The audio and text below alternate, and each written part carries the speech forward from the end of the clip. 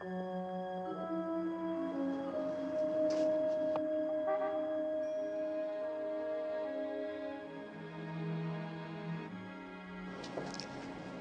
door's open. He's up there. I'll go in after him. You cover the back. And if it's not Kimball? Then we've wasted an hour.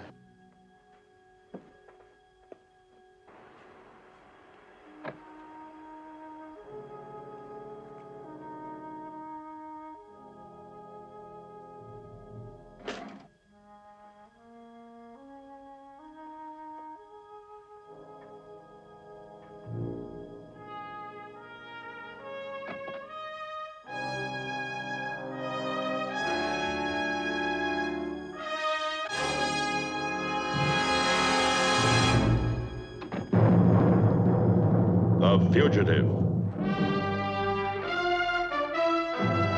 A QM production.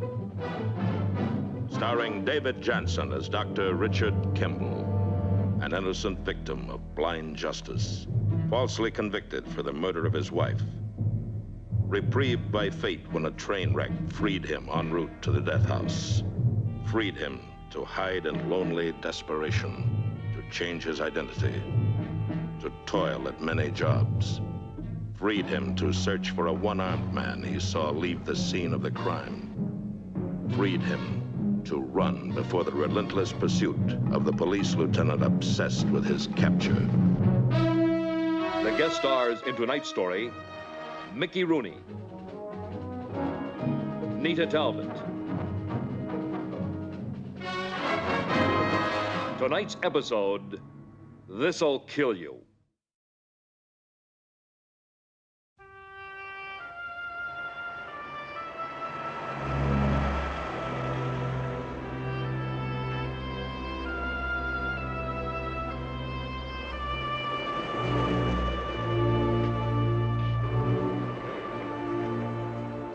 The days of a fugitive run together as one. The fear and desperation unrelieved by the sounds of laughter. But Richard Kimball, now using the name Nick Phillips, will find that a man may laugh only to escape the terror of silence.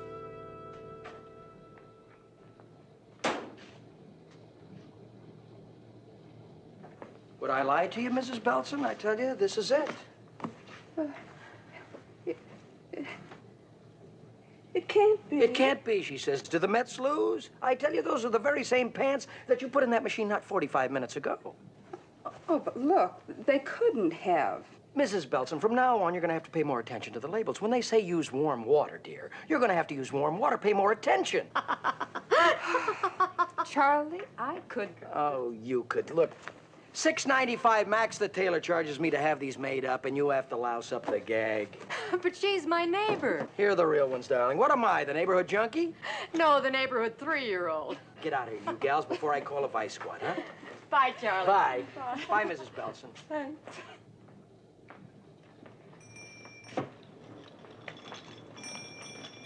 She call yet? Huh? Oh, no, but a couple of my ex-pigeons called. They didn't know I was out of the horse biz. And I ran to that phone like Horace Hyde calling for the pot of gold. You nervous? Nervous? Oh, my butterflies have got butterflies. Nick, did you ever wait 8 years for a girl?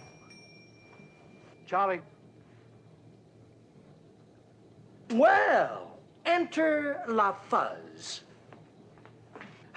Well, gentlemen, don't put the blue suits in with the pillowcases, huh? Okay, Charlie, let's put a stopper in it. Ah, critics. Critics all over the world. We'd like to take a look around. I, better get that delivery out. Oh,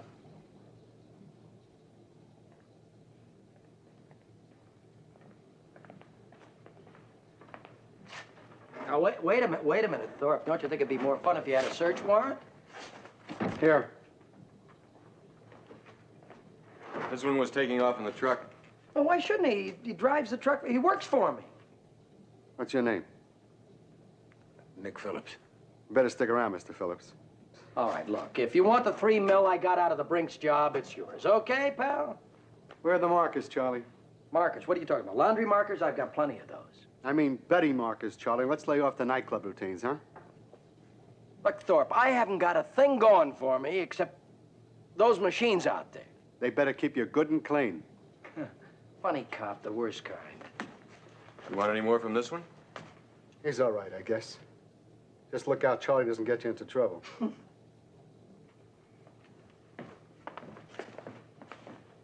Nick, from now on, you're my mink-dyed rabbit's foot. You know, when I was operating the book, there were markers all over the place. Thorpe could have hung me over his mantle. Believe me, right over his mantle. How he'd have loved that, huh? Hello. Hello, has a Miss Jellison checked in yet? Jellison? Oh, she hasn't. All right, fine. No, thank you very much.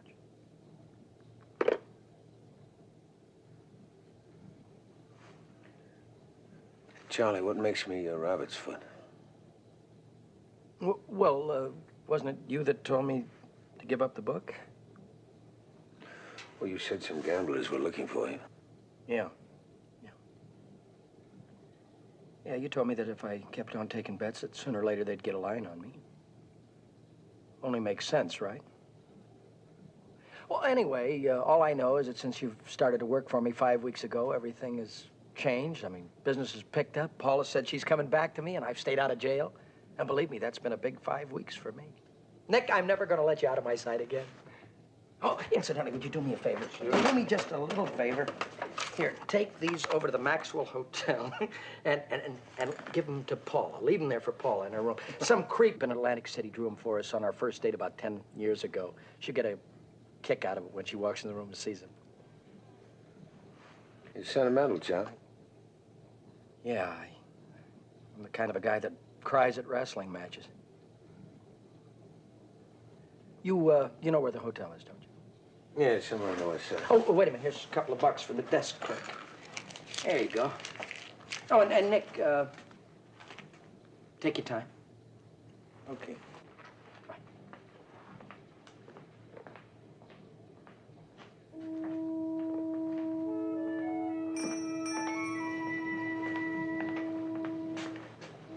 Excuse me, darling. May I help you, please?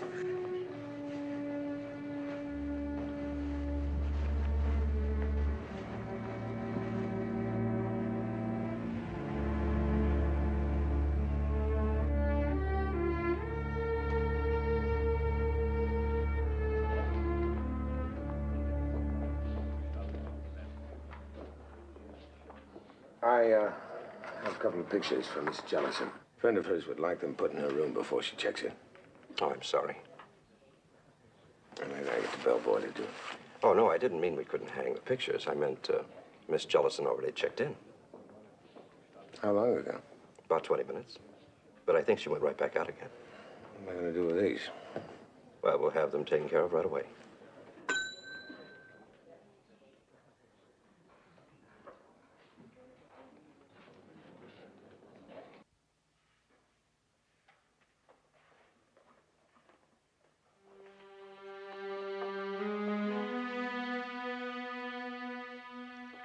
Miss Jellison. Another message for you. Same man, same number. Huh? Oh, well, I'll add it to my collection. Certainly is persistent, isn't he? It's that extra little dab of perfume behind the knees.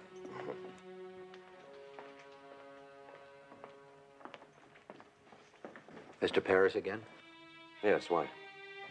Well, he's an old friend. I told him I'd stop by next time I came through. You want to leave a message in case he calls back again? Well, then it wouldn't be a surprise, would it?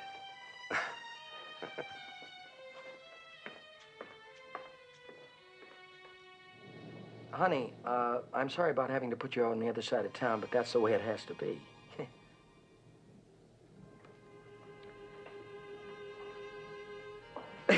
Yes, I thought you'd get a kick out of it. Oh, honey, I hate to keep bugging you about this, but nobody knows where you are, do they? I mean, nobody's nosing around or anything like that? Good. Well, be careful on your way over here tonight, huh? Okay. And honey, I love you. Bye.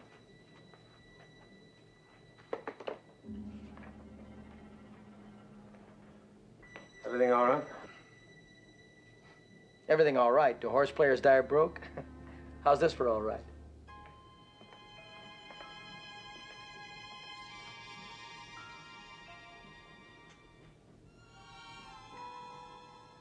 Yeah.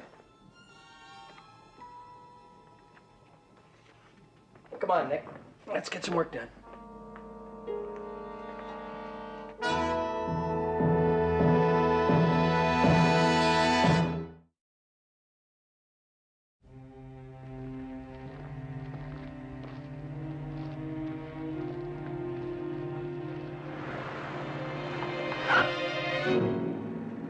Sorry, Mr. Phillips. Just checking.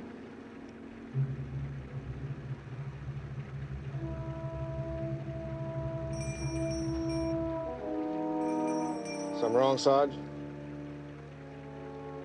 No. No, I guess not. Let's go. Da-ba-dee-be-dee. Do-ba-ba-da-ba-doo-boo-doo. Hey! Hey, Nick boy. You know what I just discovered? I discovered that you don't have to wear a tie at all if you want to keep your collar closed. Now you've got a button to do that. And if you want color for your shirt, well, you don't have to wear a colored shirt. All you have to do is just take a paintbrush and dab it in some paint and slop it on the front of you. Are you taking notes? They're gonna fall apart before she gets here. Well, it has been 8 years, Nick. Believe me, I'm a little scared. Been 8 years for her, too. Yeah. Hey, you know, for one of the real big, ugly faces of all times, it still has a little character, huh? What time did she get here? Like about 3 minutes ago. Hey, wait until you meet her, too, Nick. Please believe me, she's... Charlie. Now, listen, this tie, it doesn't look like I got it off a street corner from one of those yucky guys, does it? Huh? Look all right? Charlie, to tell you the truth... Oh, you can tell, huh? Well, you can always spot a phony. You're looking at one of those 100% phonies from the 50-cent tie down to the 7.5 shoes. What do you mean? Well, you know how it is, Nick. That letter that I wrote to her in Detroit asking her to come back to me, maybe I laid it on a little too heavy. I was scared to death that she wouldn't come back to me. Maybe she thought that I had a chain of those laundromats. Who knows, the way I wrote her, maybe she thought I had a lot of bread, I was doing great. What are you gonna do? What am I gonna do? You tell me. Hey, you've been trying to tell me something all day. What is it? This afternoon at Paula's Hotel. Hey, see if that's her, will you, please? Go on.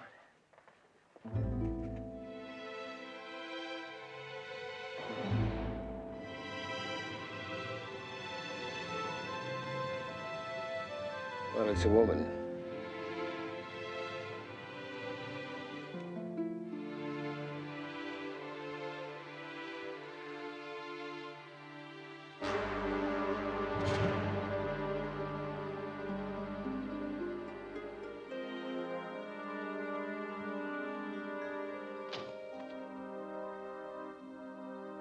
It's Pete Reagan. Hey, do me a favor, Nick, and get her out of here for me, will you, please? Who's Pete? Well, look, he's an errand boy from the New York Syndicate. Evidently, they must have followed her here from Detroit. He must want you pretty bad. Well, I'll fill you in on the details later. Right now, get her out of here for me, will you, please? Tell her I'll meet her at a place called the Love Nest. It's across from the park tomorrow about noon, okay? I'll try. Thanks.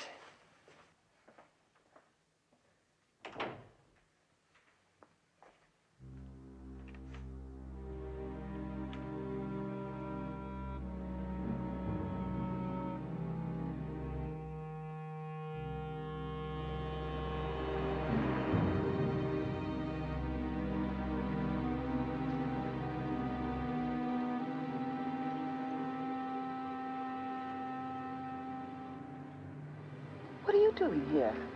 I've been followed. Move over.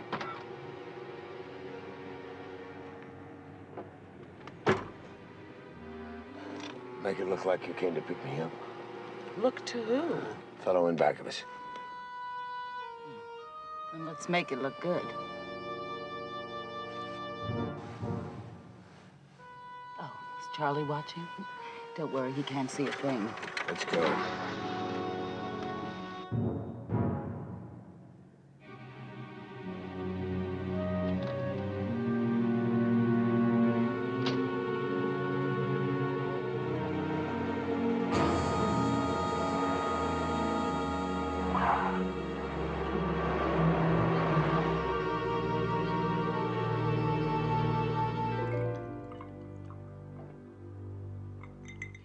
I don't know. I guess he thought he was doing it for me. He said he didn't want me living out of suitcases and $2 hotel rooms. He said he'd have to be mixed up with some pretty miserable types. But it was the only way he could build us a stake. And it looks like he really built a big one. I just drive the truck, keep the place clean. Well, I'm not asking for a financial statement. I just meant he's doing pretty good now. You didn't finish your story. It's a family secret, huh? Oh, that's okay. I'll find out soon enough. Where was I? Oh, yeah. Well, Charlie walked out, and suddenly it was 2 years later, and I started getting panicky. Yeah. And I married the first guy that showed any interest.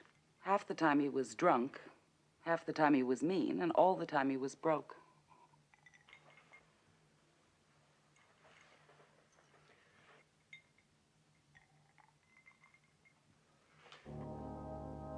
You didn't tell Charlie, did you, about this afternoon? No, Why not? I didn't have time. I wouldn't if I were you. He wouldn't believe you. Besides, it'd be nice if we had a secret. I'll get a cab. Oh, don't go away mad.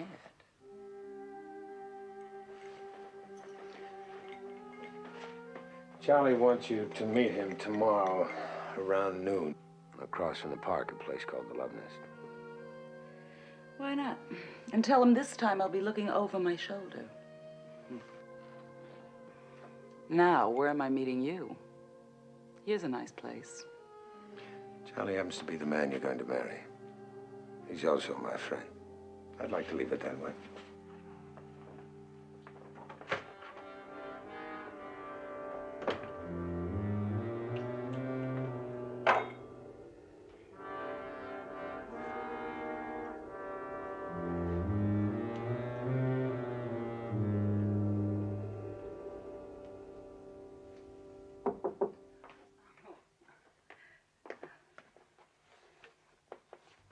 Did you forget something? Miss Jellison, I'm Pete Reagan. What do you want? May I come in? No. I'm looking for Charlie Paris. I haven't seen Charlie for 8 years. That's too bad. I had $5,000 for you. All you had to do was tell me where I could find him. Get out of here. It's a lot of money, lady. Maybe once. Now you better move before you get your hand smashed. Okay. But just in case you need anything, I'm right down the hall. Room 208. 208, remember?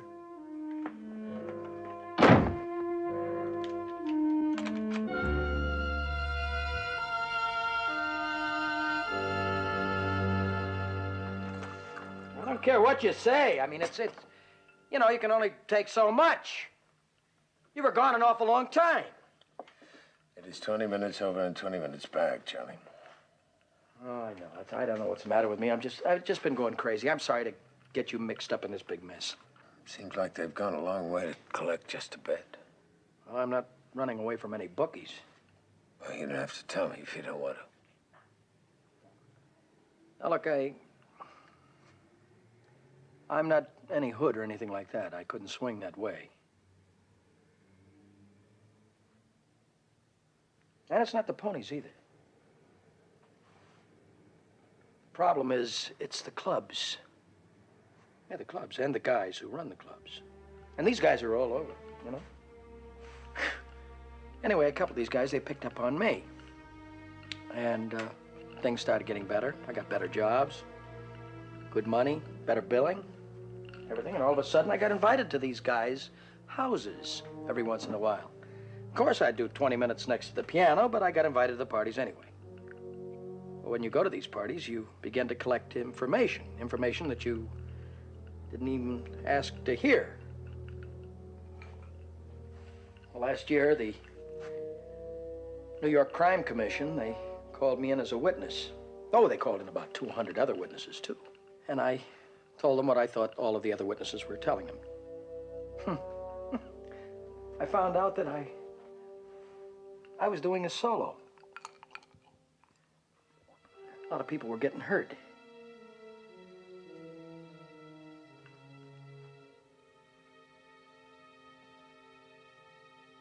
They want to kill me, Nick.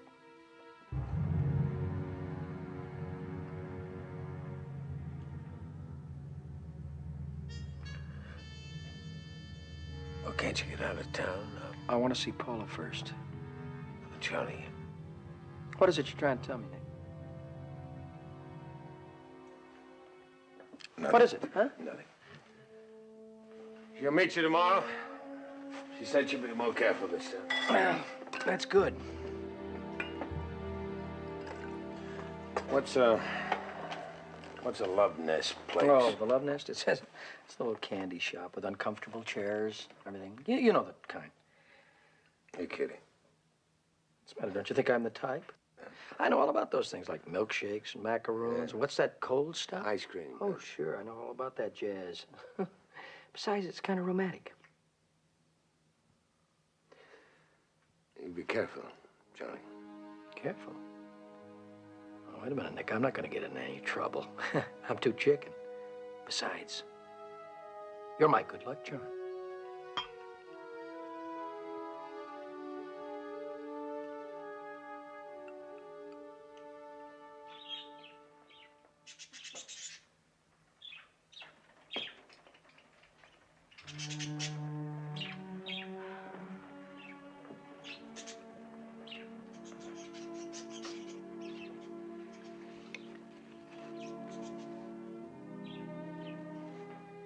Guess it was a bad idea, the ice cream, huh? Oh, no, it's just that I slept late and I didn't have any breakfast. Strawberry sundaes before breakfast. Ugh. Oh, it's all right. I love it. It's fine. Well, you know, it's funny, I feel like a teenager on his first date. Can you imagine Henry Aldrich losing his hair? It gives him more character. Well, I still have the same character. Lousy. Oh, don't be silly, Charlie. You've done it. Just what you said you were going to do. All right, it took longer than we thought, but you did it.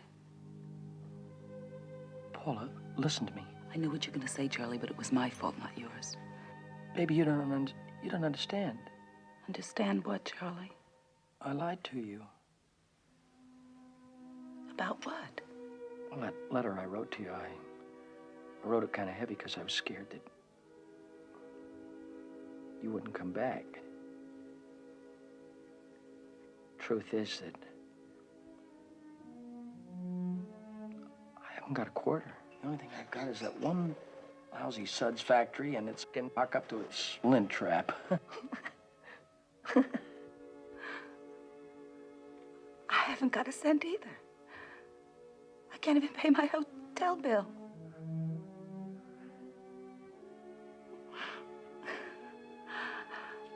So what now, Charlie? We'll go out to California. I've got a couple of friends out there that'll give us a stake until I can get a line on something. It's all right, isn't it? Well, oh, honey, listen to me. I adore you. Charlie, what are you going to do about that man, Huh? Reagan? Well, for one thing, I can stay out of his way. Look, I'll find a place, then I'll make a couple of phone calls, and that ought to be good for a couple of plane tickets, and we can leave by tomorrow. Where will you go? I mean, now. Don't worry about it. Don't worry about it. I'll call you, okay? Sure, Charlie.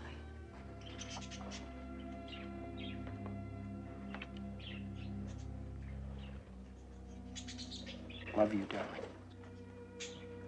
Here. Here's some scratch. And you pay the tab, and I'll get things on the way, huh? Love you.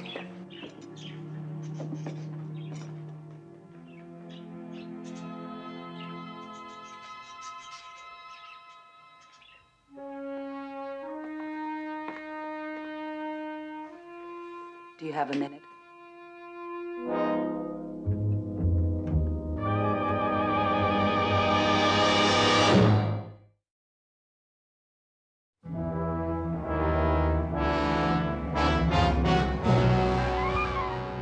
Yeah, he's here, okay, but he's getting ready to run. All you got to do is get a man on the 3 o'clock plane. That gets in here at 5:30. I'll be there to meet him. Now, about the money. $7,500. I know I said 5, but she won't go for it. Look, you want him or don't you? Then just send a money order in care of this hotel. Okay, then that's it.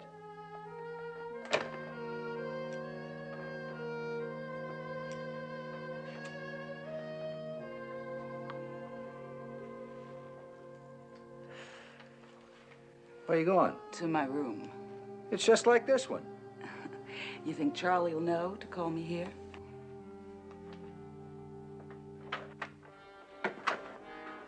So we'll have the switchboard transfer the call. Sit down.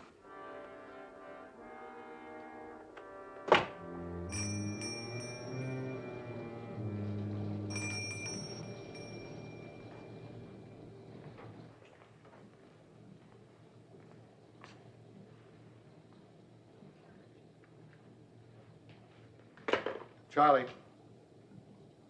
Oh. I'm sorry, Thorpe, but your lieutenant said I can't take any more bets from you. You're dipping in the pension fund.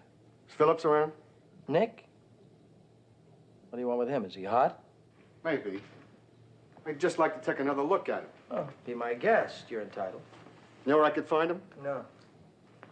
I left here yesterday like a spooked filly. Oh, now it all adds up. Yeah, if he is hot, then you fellas must have put such a scare into him. Well, he just took off. He left some of his stuff here. Sure you haven't seen him? No, I haven't. You can look around if you care to. I'll be back tomorrow. But if you hear from him, let us know. Yeah, if there's anything I hate, it's a guy that puts a slug into a parking meter. No games, Charlie. Just call us.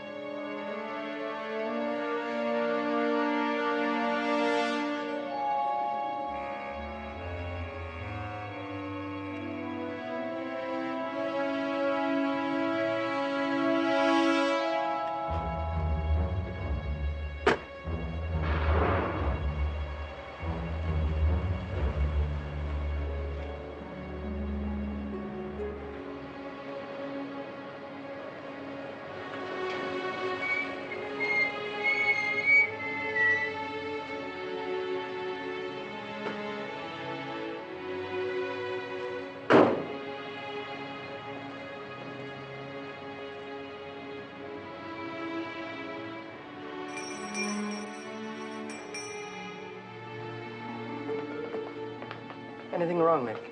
No, Mrs. Williams says her husband lost a pair of shorts. When you tell Mrs. Williams to ask her husband about that.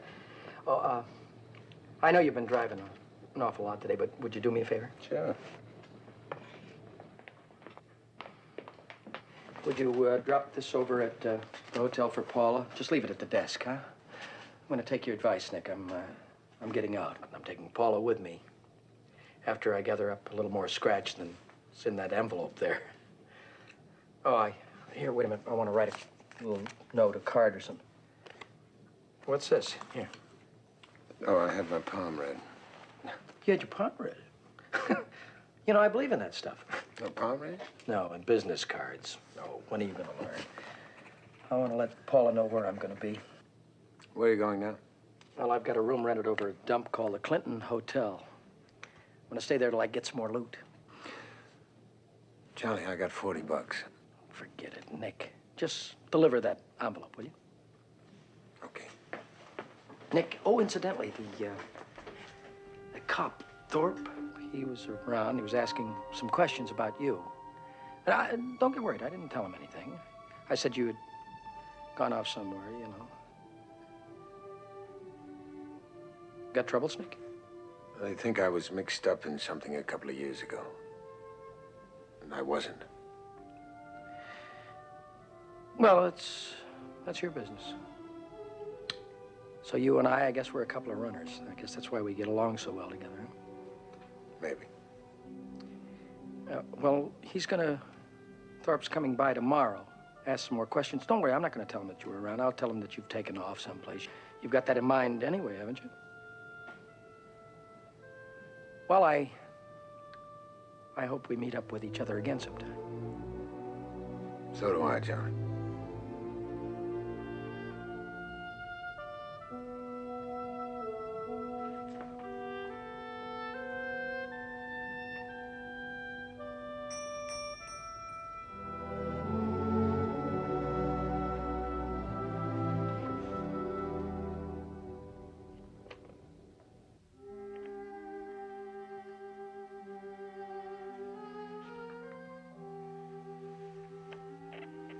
Thanks for the bruises. I don't get it. All of a sudden you turn it off?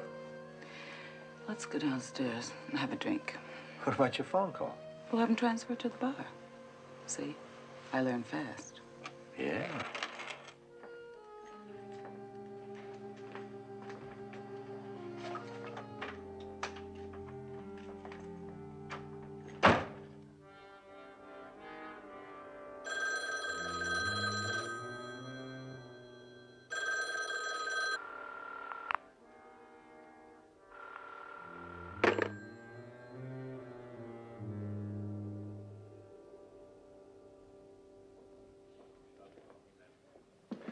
I'd like to leave this for Miss Jellison. Certainly.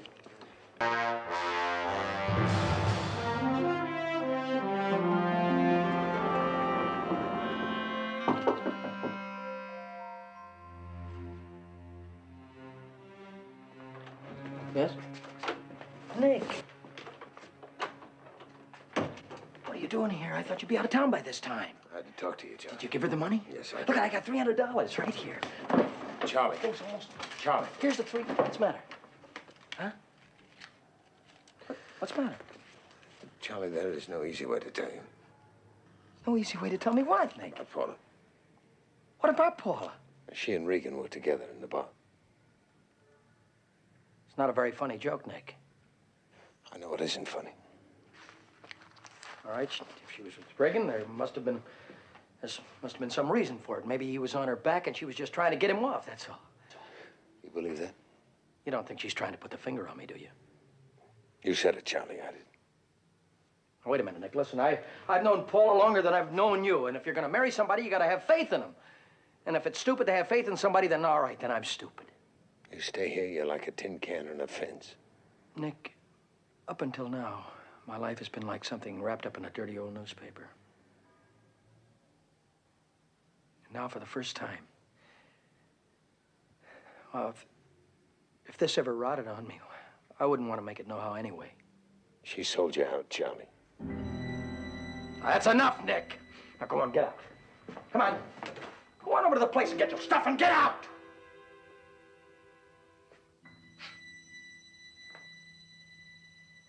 I was only trying. Well, don't try so hard, because if something does happen, you can say to yourself, I didn't have anything to do with it, okay? Okay. All right. Thank you, Nick. All right, Charlie.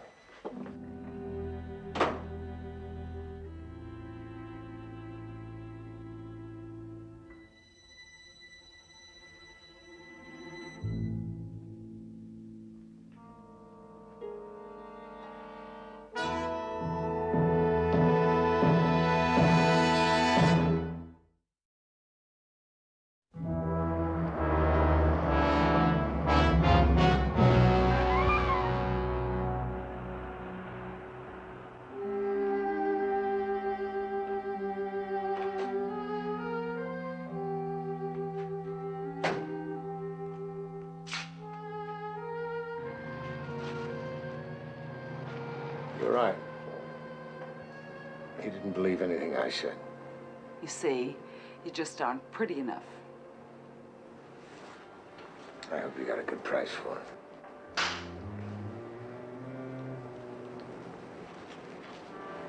Good night.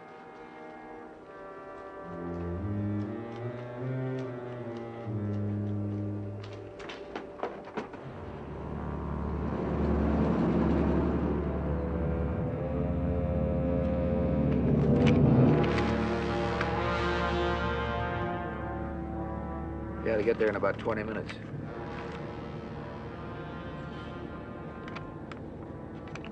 Well, how do we know he'll still be there?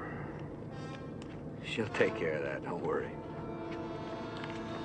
I'd only worry if she were my dame. I don't even know this Reagan. Why would I be drinking with him? Somebody told me they saw you. Then they lied. What's the difference? Who was it? What's the difference? I'd just like to know what kind of person would accuse me of something like that. Nick, he told me. Nick told me he saw you two together at the bar. Well, honey, say something, will you?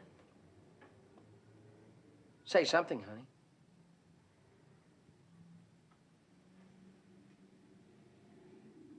You won't like it, Charlie. Try me. It's about Nick. What about Nick? Did he see you or didn't he see you? Of course not. Well, why would he make up a thing like that? To get back at me, I suppose. To get back at you for what? Oh, Paula. Paula, honey, I just don't get it. I know how much you like him, Charlie. Forget that. From the first time I was alone with him, he tried to force himself on me. Now, look, honey, I'm not going to buy anything like that. Even yesterday afternoon. What about yesterday? At the Gypsy. What gypsy? The bar at my hotel when you Yeah. sent him over with the cartoons. Yes. The old lady was reading his fortune. Oh, He made don't her- give me any fortune. So I am the liar. I didn't say that. And last night in the car, Charlie, I had to fight him off. I mean, really fight. Oh, now, wait a minute. Nick doesn't strike me as the type of guy to... To what?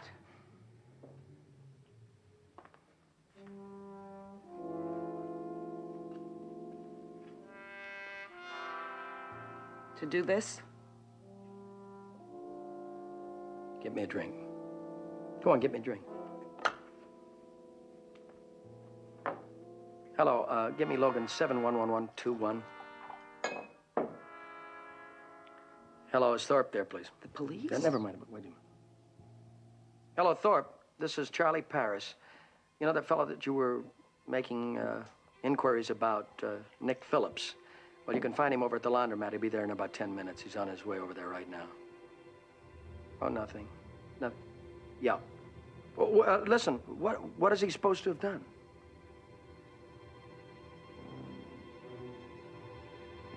You're kidding.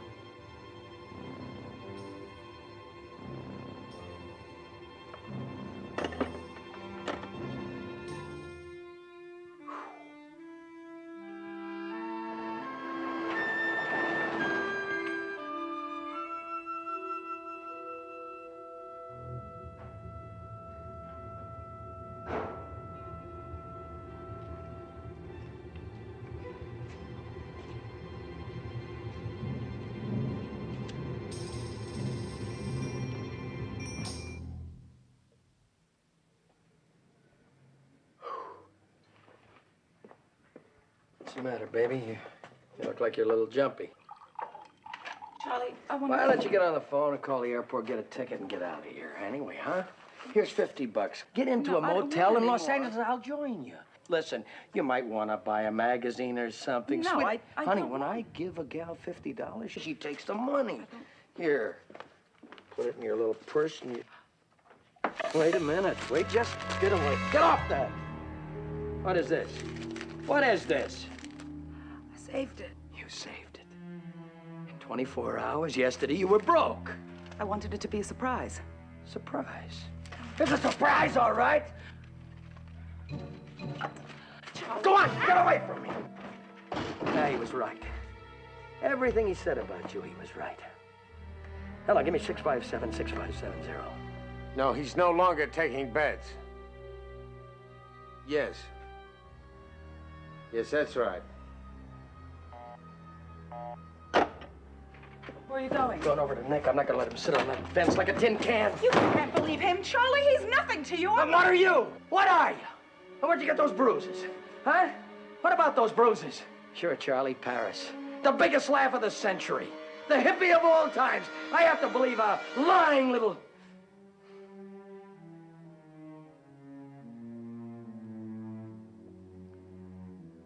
Could have been so great.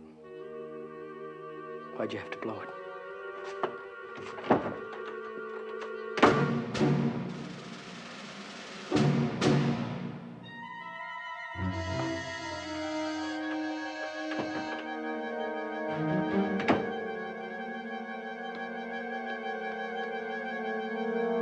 That's him.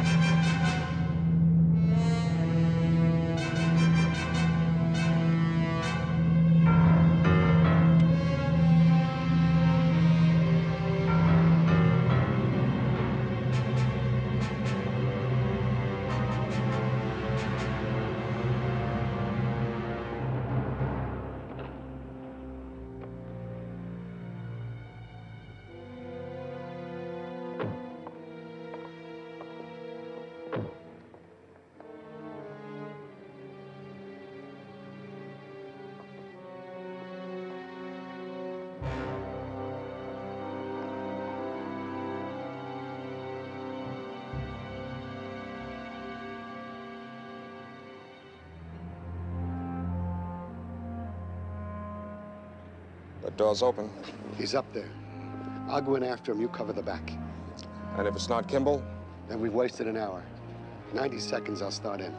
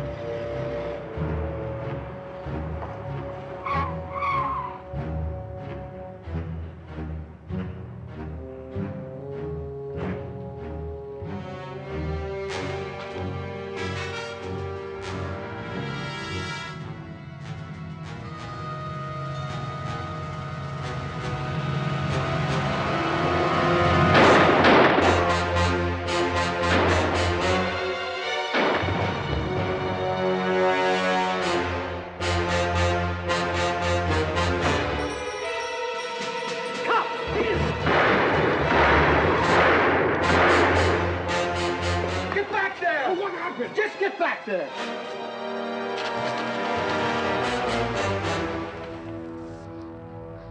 Charlie, I'll send for an ambulance.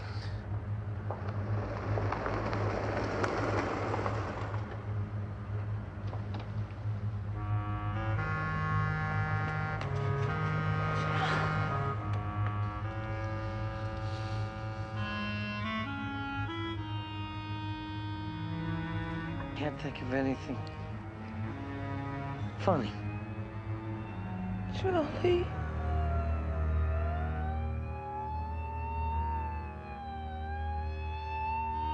He's dead.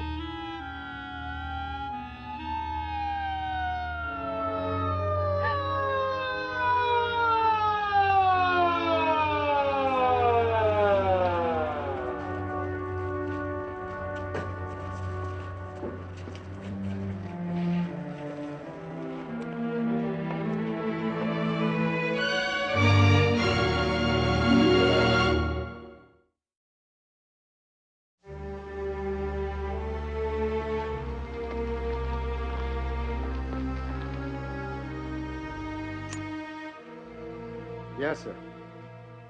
Well, it may be late, sir, but I think we ought to set up roadblocks on every main road out of town. Yes, sir. I know how many there are. Right. Not a trace of them.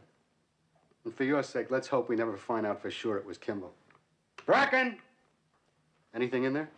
Well, nothing that'll get me off the hook. Bracken, the two men who killed Charlie are at the station. They'd like Miss Jellison to join them. Take her in and book her. By the way, the ambulance got here. Well, where you going? I'll ride in with Charlie. Well, why? I don't know.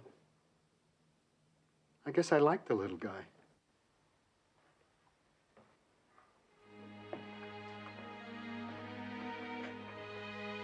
The two men were arrested for the murder of former nightclub comedian Charlie Paris. Did you hear that? He said he used to be a nightclub comedian. I never heard of him. Did you know some of them guys really kill me? I remember a couple of years ago, I was watching this real funny-looking guy, and he was telling this story about this great big grizzly bear. One man dies, and another survives for at least another day. For one, the sound of laughter has faded. For the other, the echo of that sound remains. Richard Kimball's lonely flight continues. But now, perhaps, he will find an occasional moment to remember and smile.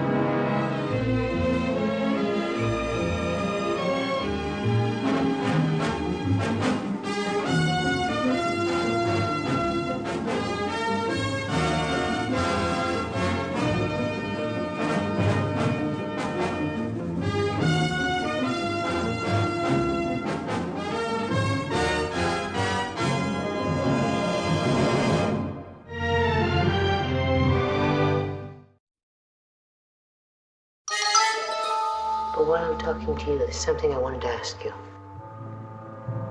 Who is Gerard?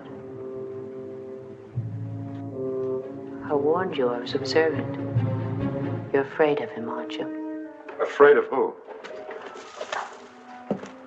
That man Gerard. He's waiting up there like a cat on a mouse hole. That's a Parky. Why?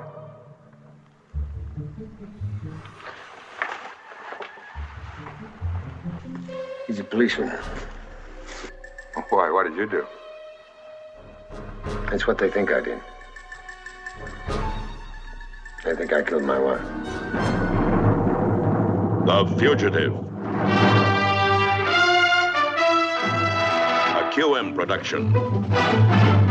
Starring David Jansen as Dr. Richard Kimball, an innocent victim of blind justice, falsely convicted for the murder of his wife.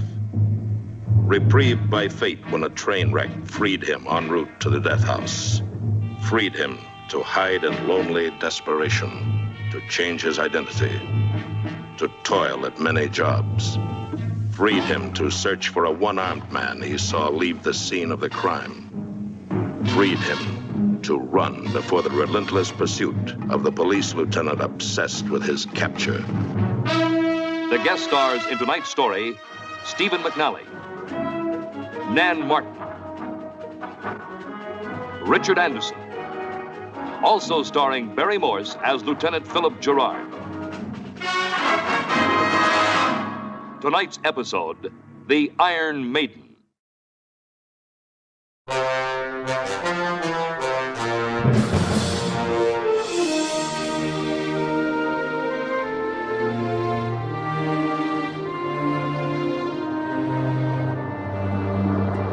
Here in southern Nevada, man is changing the bleak face of nature. With his machinery, he is carving a shaft deep into the unremitting rock and sand. A missile launching silo. When the job is finished, the Air Force will take over. For now, it is a civilian crew that tunnels under the desert crust. A crew of deep and abiding loyalties. One of its newest members, a fugitive, Richard Kimball, working now as laborer and first aid man. The name he has taken, Parker. Well, the boss poked his finger in my chest and he says, listen, you black-souled heathen Apache, the government buys your beer. So if this lady congressman wants to snoop around... Thank you, Mr. Glennon. What I'm trying to make clear is there's not much to see at this stage. Not much reason to go below. I have to write a report. I think that's quite enough reason. That's ridiculous. Not if there's nothing to see, nothing to write about. Now, what Jack is trying to say. Well, I think that's fairly obvious, Colonel. He doesn't want me to go in the shaft. It's dangerous. It's no place for a woman. Oh, Mr. Glennon, they used to say that about Congress. All right, we'll take a quick look-see, and then we'll go to lunch. Come on.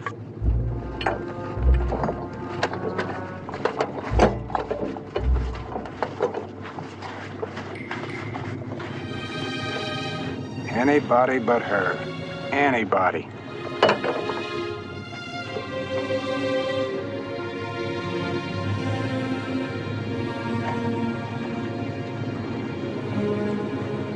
Set it up! Mr. Glennon.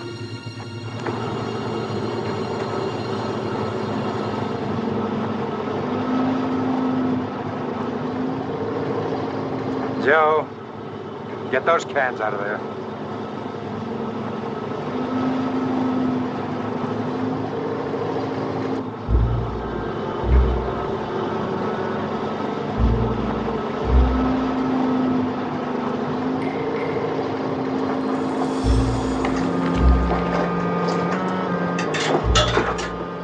I don't want to crowd you. Come on in, plenty of room. Come on, Indian, you're drawing time.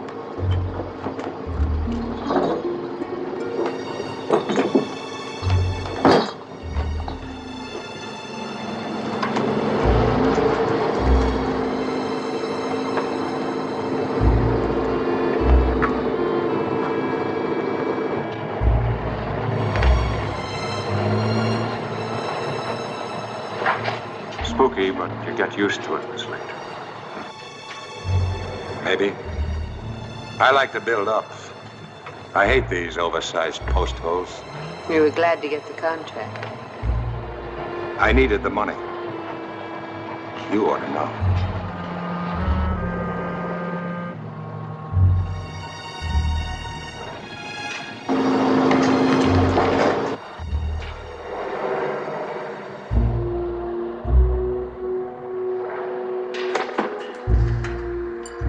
All right, bargain basement. Everybody out. We won't be down here long. I wish I could be more like you and not afraid of everything. Most of the crew are still on their lunch break. Okay, don't stop for me. I know you have a time is of the essence clause. Would you like me to get some pictures, ma'am? No, not here, not in the shaft. We're over 200 feet down. Anybody up there drops a pin on you, it'll nail you right to the floor. If anyone dropped anything up there, wouldn't that indicate negligence? Look, Miss Snipe. Just one or two, Jack. It'll just take a moment. Right over here, miss.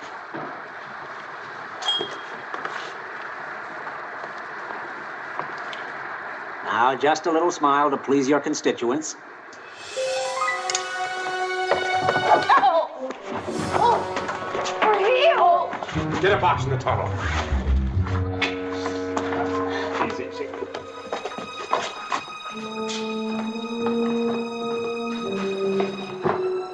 Get the first aid kit.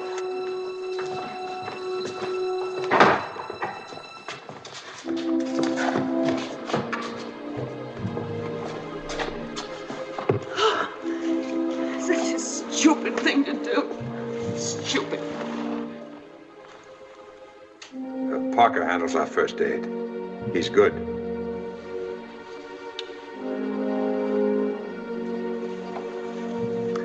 And it's not broken. You're quite confident, Doctor. Miss Snell. You'd have the whole Congress laughing at me. You'll destroy that negative, of course. Just one print. for your scrapbook. And she shouldn't walk on her foot. I'll bring a chair down. No, I'm sorry, Colonel. I won't use a wheelchair. Well, you better find some crutches. Could I? Yes, Susan, I won't need you anymore. You can go with him. All right. And I won't need you or your camera anymore either.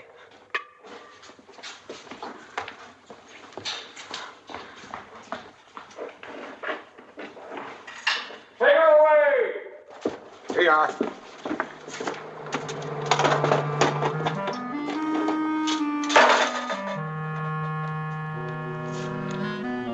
This should help.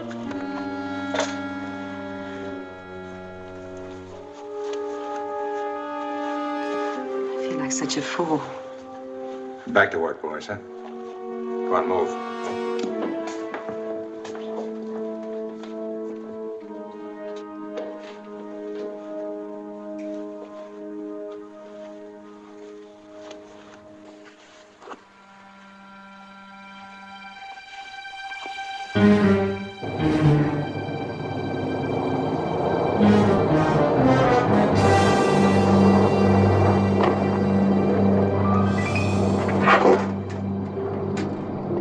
Follow the elevator. Right.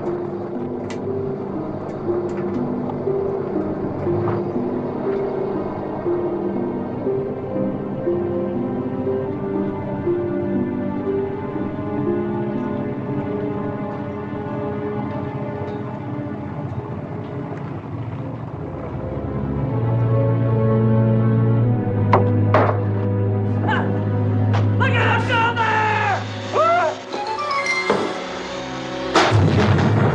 Jack! Jack, fire!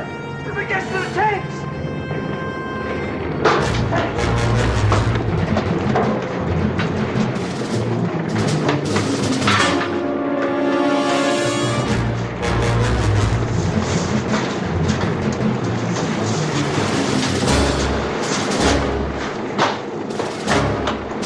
Give me a hand.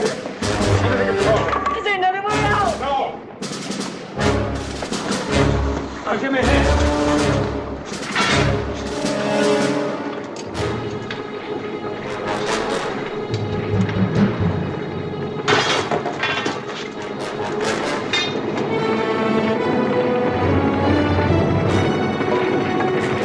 Fire, Clark!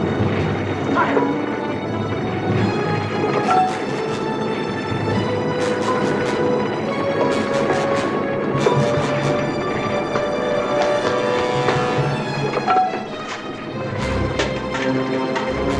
Get back out of here. They're going to blow.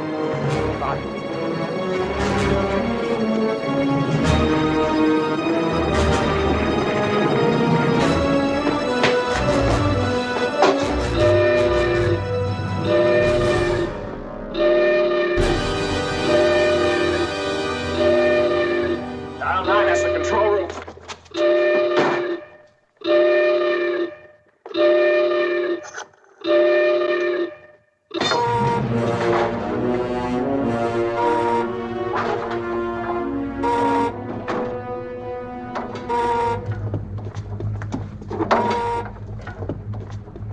Are we safe in here? I ask you a question, Mr. Glandon. I got no time to lecture on gas overpressures. Come on, everything goes, boys. Everything.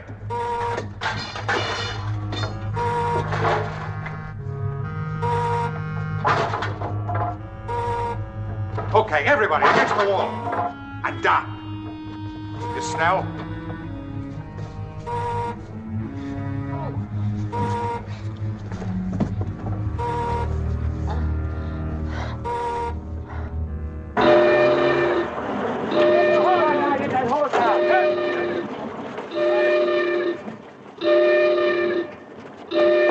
What happened? There was a gasoline can. It rolled in. I tried to stop it. Colonel, we're going to try to get water down the shaft. Not with gasoline. Use dirt and sand. Try to smother it. Right. I get that hose out of there! Come on! Get the hose out of there! Get the spit out of there! Get all that dirt and sand you can! Come on, start!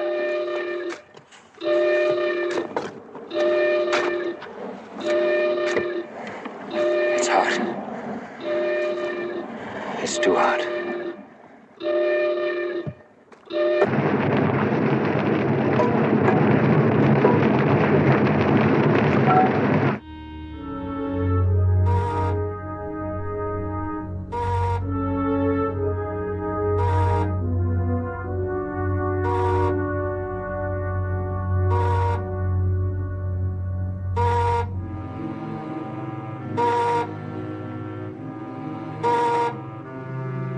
Somebody answer that phone. Stay down. Hey, Jack. Amelia. I said stay down. That will be in my report, of course. Yeah, it figures. Jack? Figure he's got a chance? Shut up.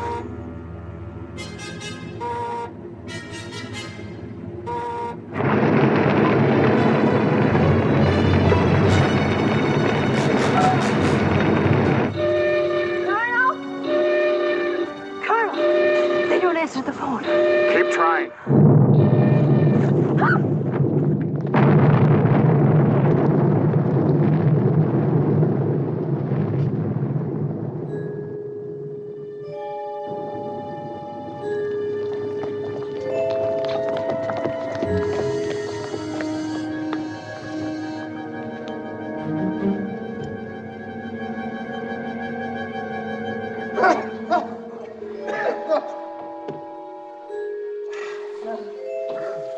Anybody hurt? No.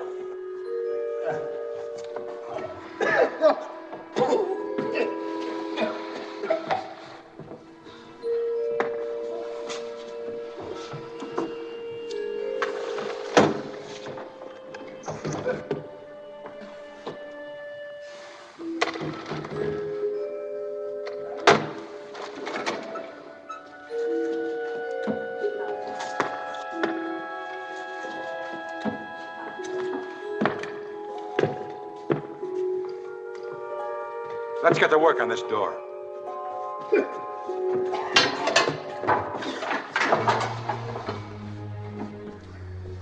Something else for your report. Emilio was on my first crew. I'm godfather to one of his kids.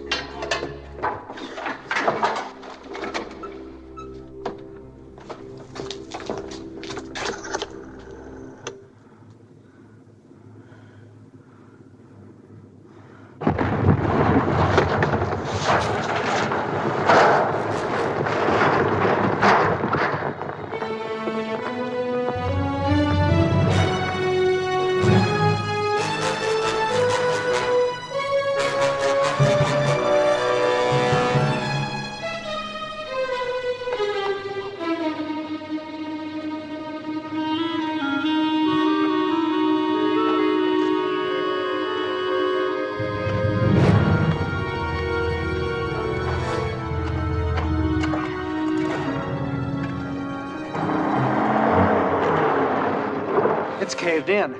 I'll get a clamshell from town. You line up the heavy stuff. Right.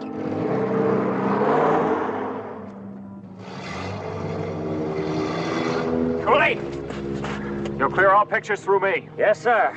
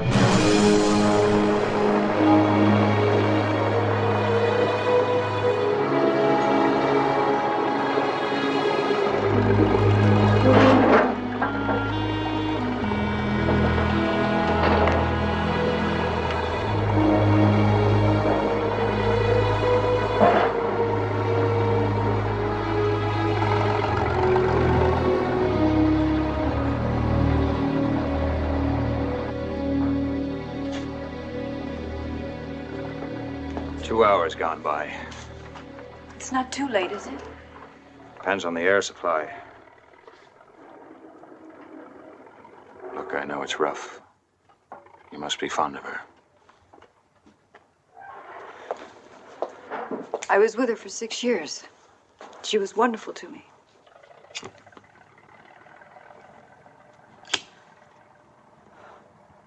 Interstate News wants to buy my story.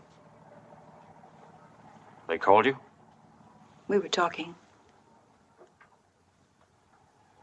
Well, someone's got to put her down on paper. I'll bet the money's good, too.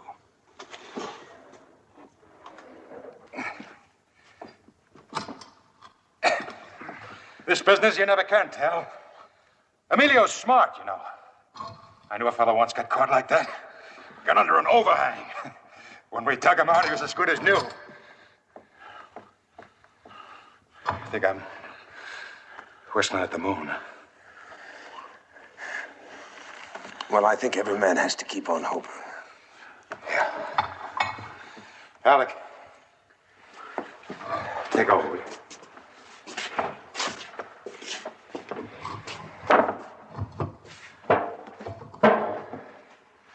Well, we're doing all we can. Perhaps you should have started before. Look, it was an accident. Granted. But isn't your function to anticipate any unusual circumstance? Like Dale City, I suppose. Hitting underground springs halfway through the excavator.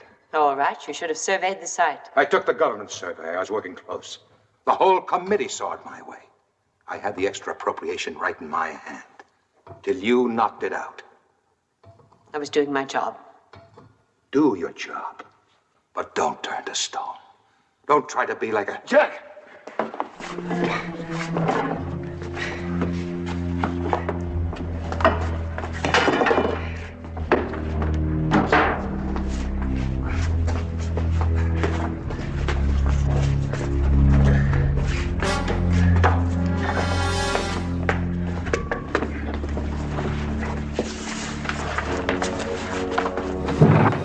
But I don't understand it, General. I never cleared anything. Yes, sir, I'll check it and call you back. The clamshell is here, sir. Right, sir.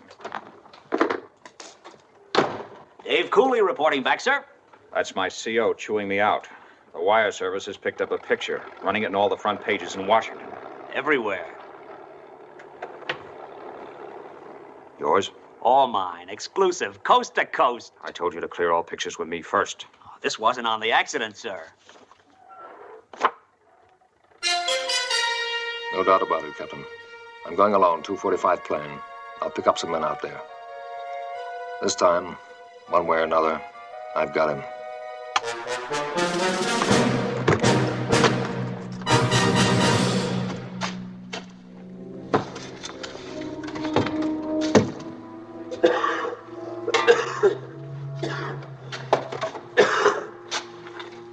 It's hard to breathe. Well, there's plenty of air in here. It's all that beer, Sully. No, actually, we only use 1/4 of our lungs. Oh, that's true. Been proven.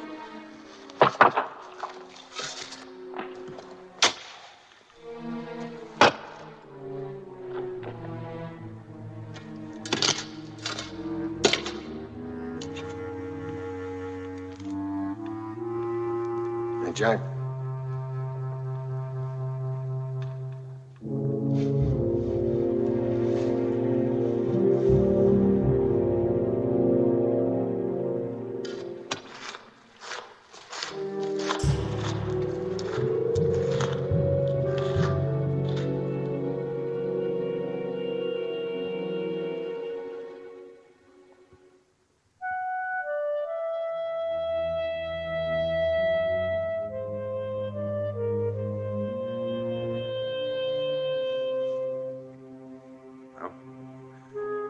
Nobody told you to quit?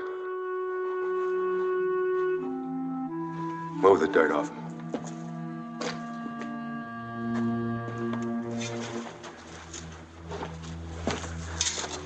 Are you gonna dig us out? 15, 20 hours. 20 hours. They're gonna last that long? That's what I thought. That conduit, it's outside the shaft. It could have stood up. Yeah, if we can get to it. We might. But there's spaces between that concrete. Just possible a man might snake his way through. Well, give it a try. Who said you? It's going to be a tight fit, son.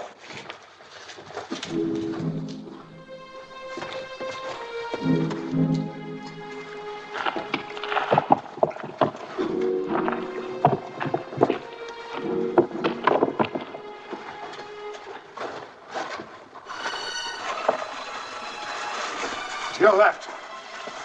10, 12 feet.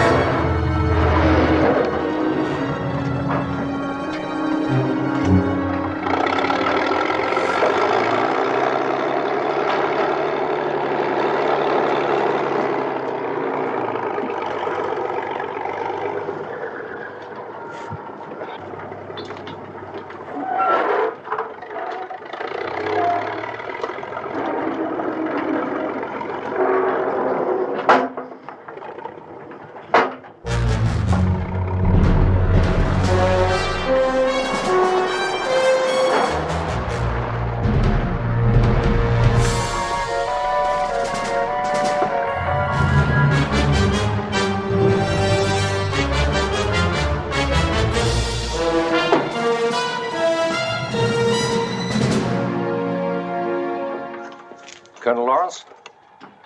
Yes? I'm Lieutenant Gerard. I believe this man was caught below with the others. That's right.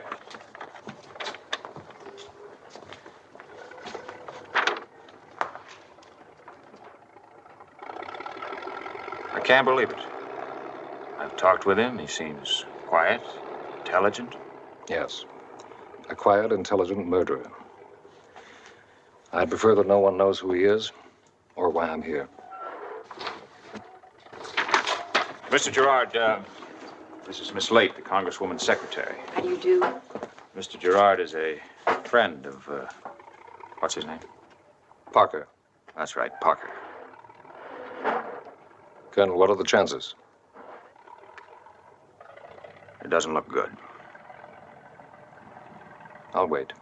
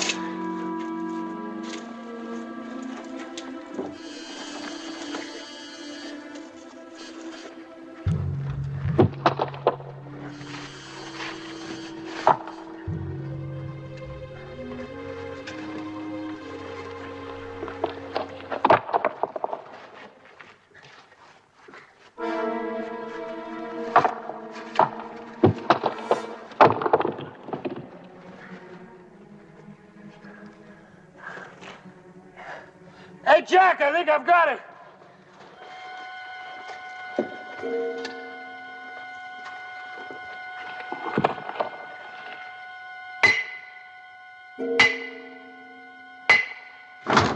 At this point, there is no way of knowing how many, if any, are still alive. Even generous estimates would indicate the air supply must be almost exhausted. Friends of Congresswoman Snells in Washington are promising a full investigation. Stay tuned for our next regularly scheduled newscast at 6 o'clock.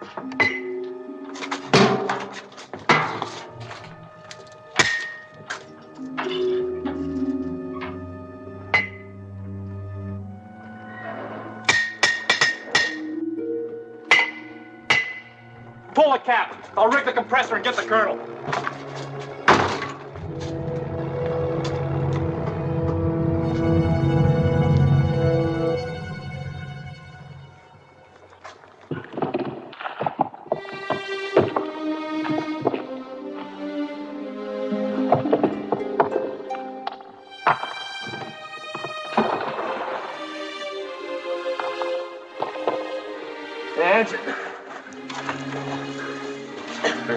Yeah.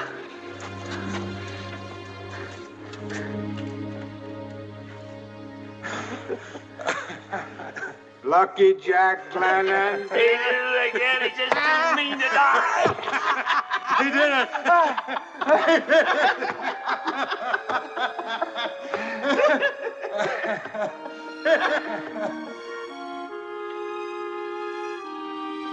You need something, Miss Snow? Thank you. Nothing.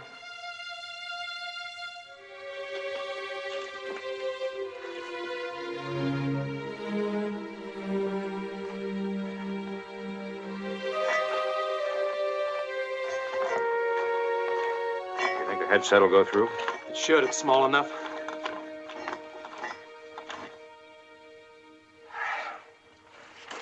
I've been smelling it for years, but I never knew plain old air could smell like French perfume. They've got it. Hello? Hello? Hello, can you hear me? Glennon? Jack, they dropped the microphone down. The colonel wants to speak to the lady. This is for your throat. And put this in your ear. Thank you.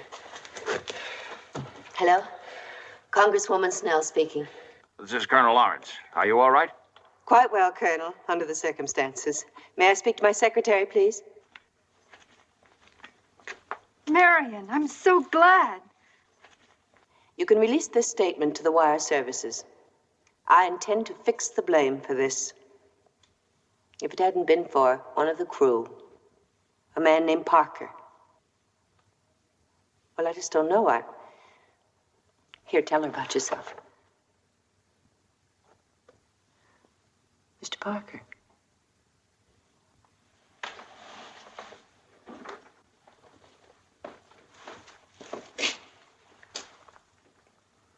Hello? Mr. Parker, That's right. Marion tells me you're a hero. I'm sure your friend will be delighted to hear that. My friend. Mr. Gerard. Gerard. Yes, he's standing right here beside me. It is Gerard, isn't it? Mr. Parker. Mr. Parker?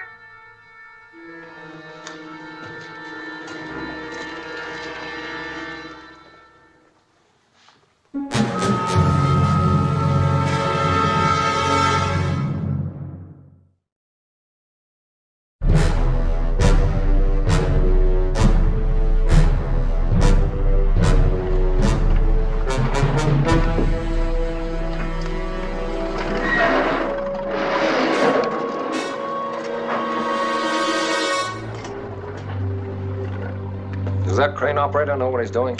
He's the best. Slow. He has to be. The shaft could cave in again. There's no other way out. No. Lieutenant. What if he won't come up? We go in after him.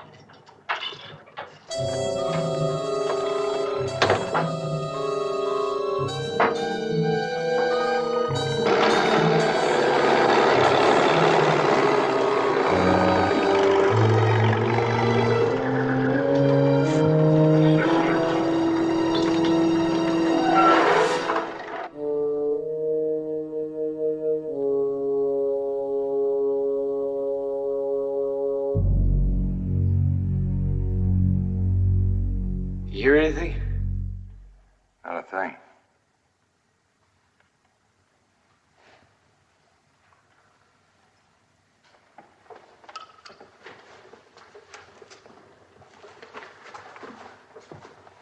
Bandage looks a little tight. I'll loosen it for you. You're very observant. So am I.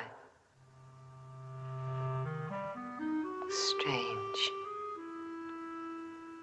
Little pieces that flake off a person and leave so much naked, so much to be seen. A word, a look, just a held breath.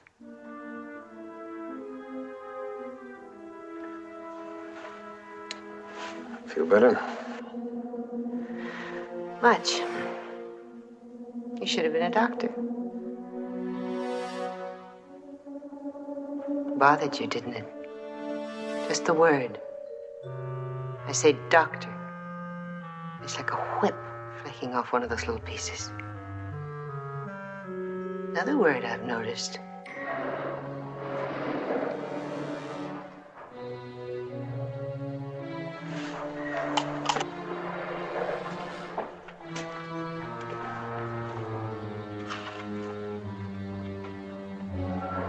We're gonna make it.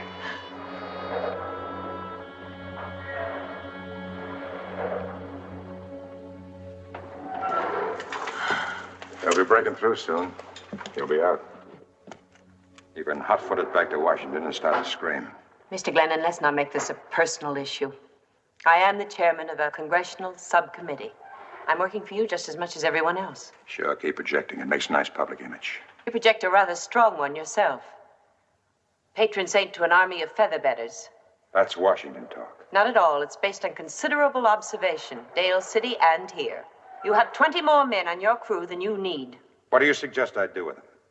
They're not cats to be drowned when I've got too many. Mr. Glennon, my committee spends the government dollar, and that's a hard, realistic business.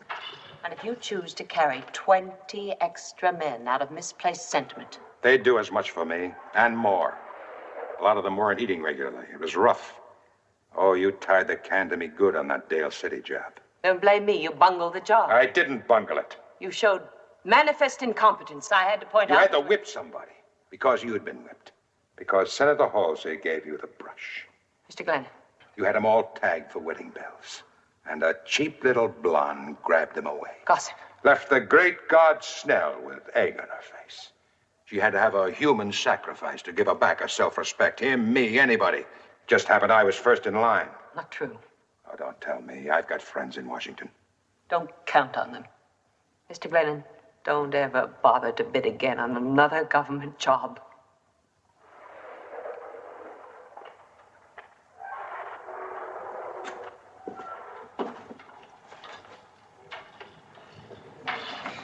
No, sir. No more tunnels. They stink.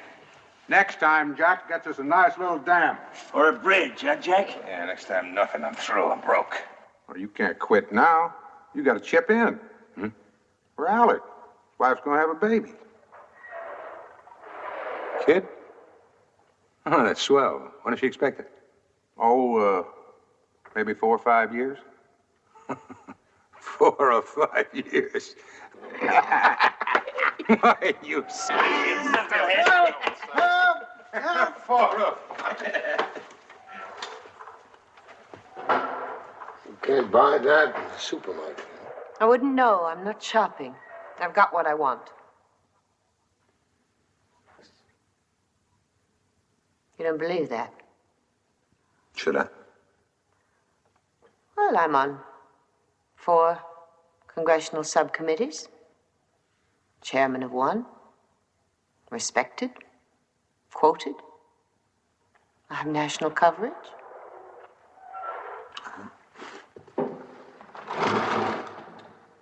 Well, it's good. I work with brilliant, exciting people.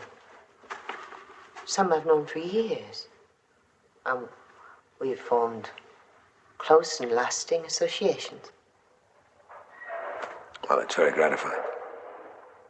We're very close, the people I work with. My secretary, you met her. She's like my own sister. Boy, you look sick. Mr. Yarmer. Boy, you are sick. No, it's in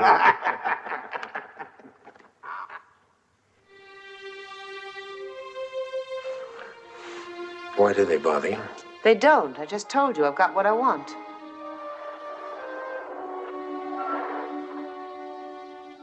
I made up my mind when I was in college. What I wanted and how to get it. I knew what it took. A thick, tough skin. It can't hurt you when you're wearing a suit of armor.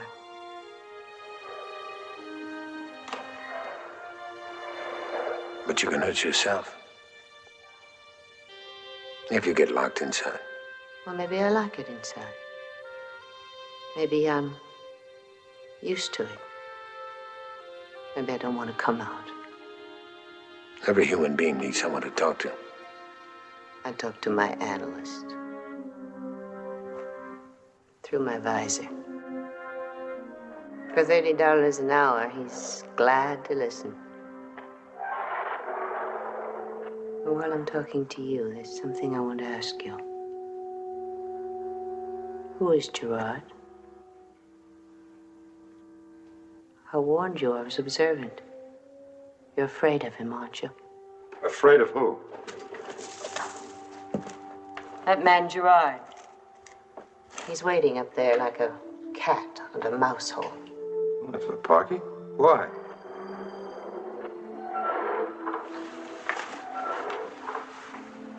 He's a policeman, Jack. Why? What did you do? That's what they think I did. They think I killed my wife.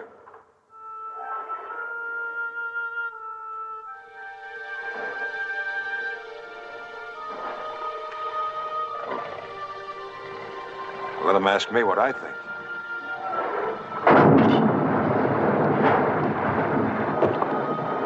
Let through!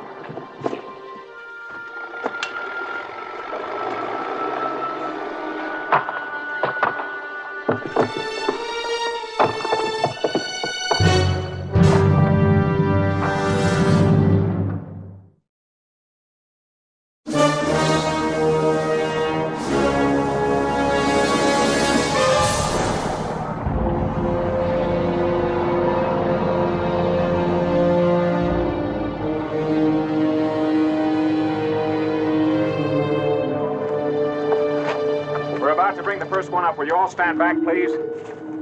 Mr. Gerard, you're in the way. We're working. So are we. All right, put it down. Colonel Lawrence, are you sure there hasn't been a call from Interstate News? I don't know.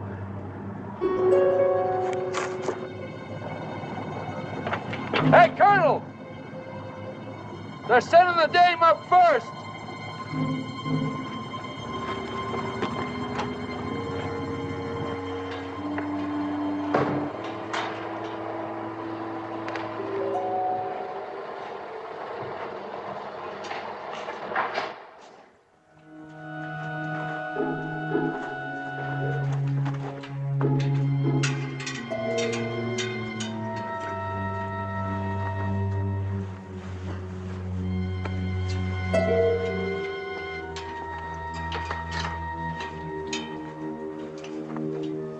Back into my suit of armor.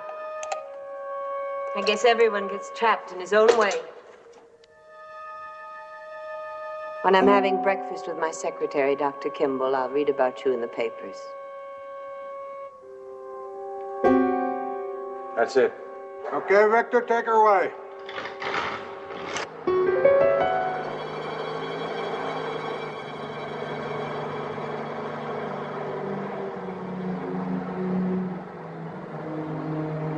Well, now, how do we get you out of here? Don't get mixed up in it, Jack. Who asked you? What are we going to do with him? You do nothing. Well, who says? I say, you could end up in jail. Well, so could you.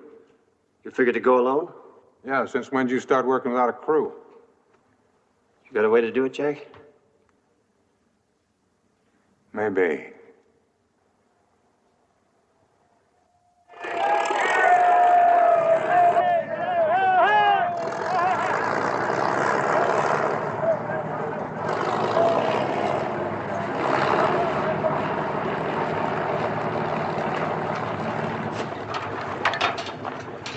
Hurry up and get her out of there.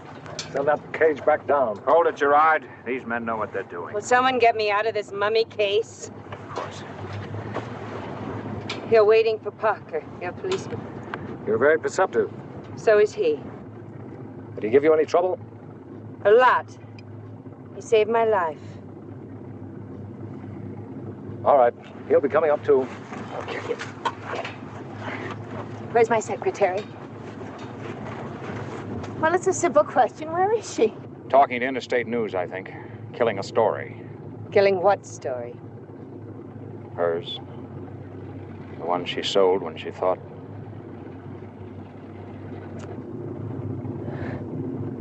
She couldn't wait.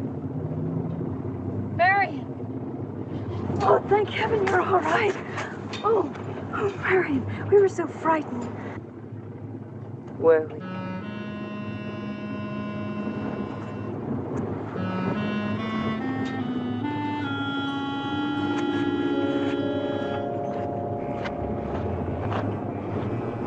Agnost. Naja. Nantan. Aho. سيقول لك الجنة خلصها. No. Ninja Gandhi. All set. Then do it.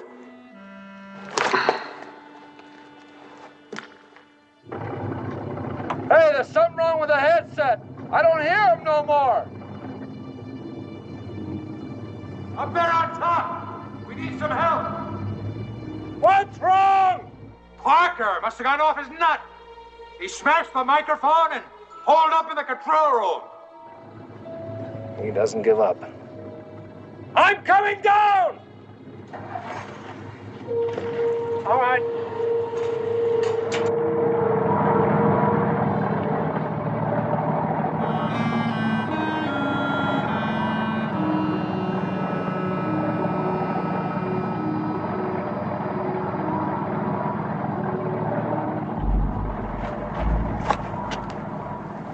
They say Parker's a criminal.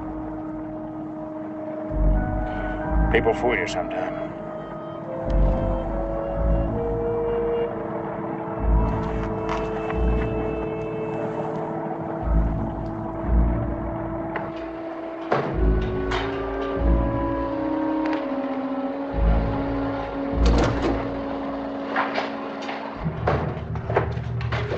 I'm a police officer. Where's Parker? In the control room at the end of the tunnel.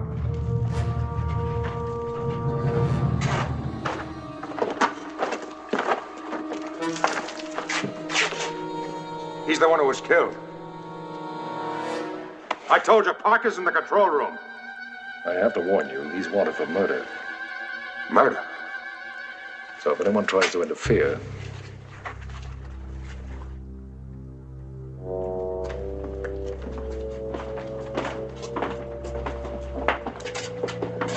Can they get this open? Maybe. It's pretty heavy. Give it a try.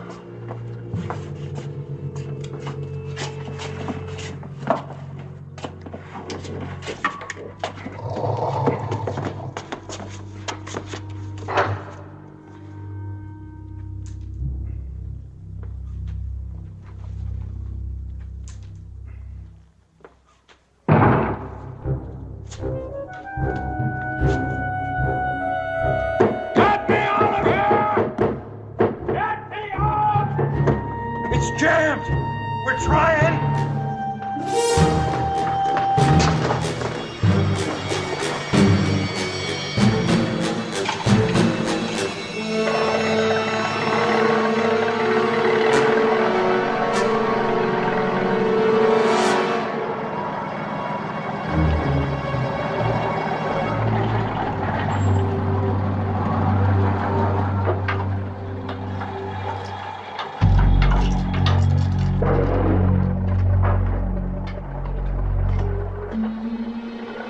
What goes down there?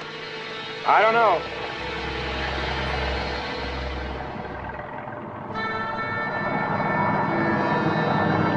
Marion!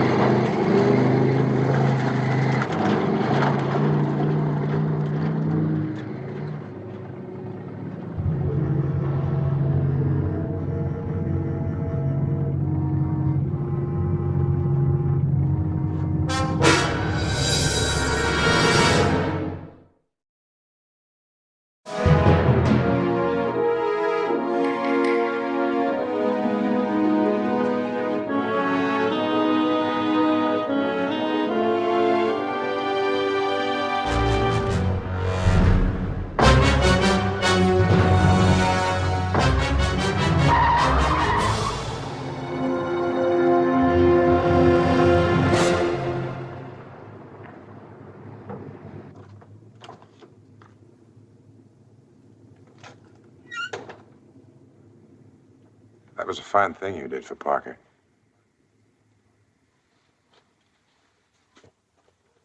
That photographer's given us a complete statement. I thought you'd want to know. That was a fine thing you did for Parker. Apparently, there was no question of negligence. The contractor involved will not be blamed. The contractor involved would like to say thanks. He might say it even better over dinner. Like this? I'd look pretty silly. The great god Snell on crutches. Oh, no, you wouldn't. You wouldn't look silly. Not anymore. Do you like your steak rare?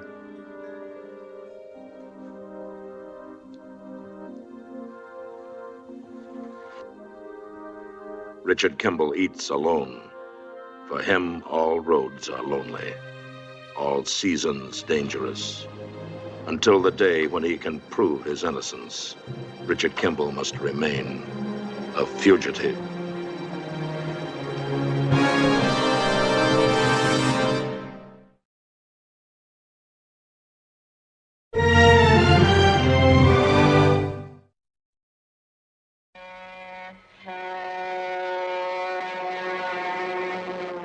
The name, Dr. Richard Kimball.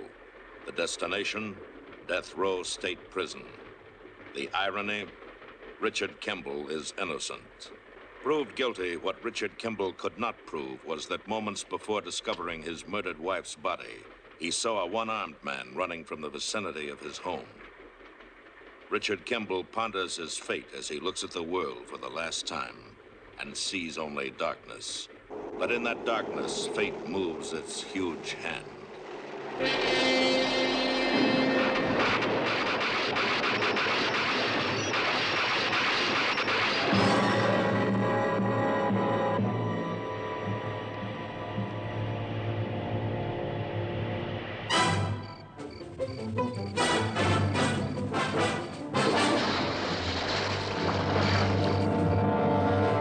The Fugitive. A QM production, starring David Jansen as The Fugitive, with guest stars Geraldine Brooks, Murray Madison, John Larkin, David White. Tonight's episode, Ticket to Alaska.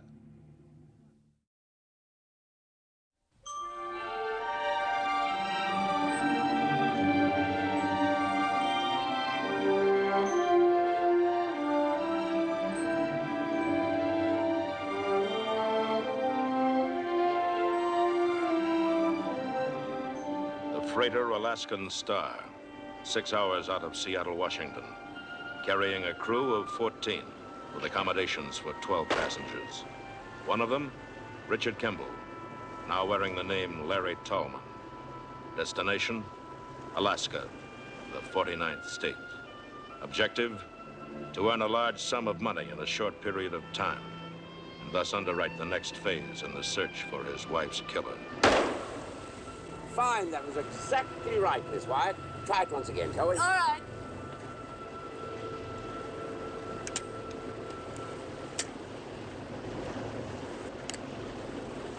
Now, say when. Pull!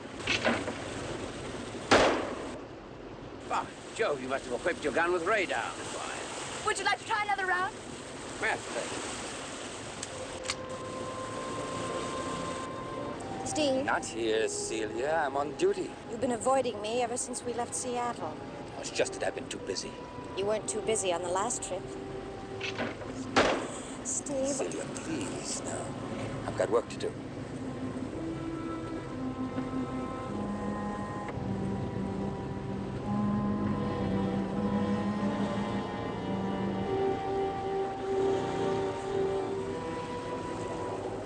come on, Celia. Thought you'd join us, Mr. Talman. Well, I'm not very good at this. Oh, you're not very social. I've been watching you. Maybe I've been waiting for an invitation. Oh, all right, I'm shameless. But I intend to take full advantage of this trip. Skeet shooting originated in England, you know. It didn't get to the colonies till the turn of the century. Really? Mm-hmm. 1870, Mr. Moorhead. What? Yes, it was just after the Civil War. Right after McCaskey perfected the trap. Oh, really? Would you like to try? Okay. Let that bird fly. Oh, it's a clay pigeon. Bird is batting it. Say when. Okay.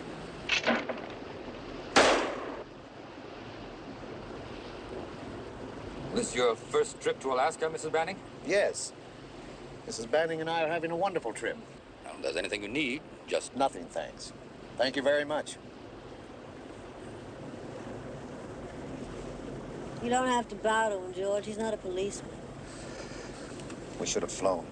Why? This is lovely. Next week, Alaska. And then Brazil. Much more educational this way. Yeah. Running. But first class. With enough to feather a lovely nest when we stop. I don't know. When the company discovers a shortage... Oh, George, not for months. Stop second-guessing yourself. Besides, I'm with you all the way. It'll be our second honeymoon. With our first 100,000. Relax, darling. Adrian. I know. You did it all for me.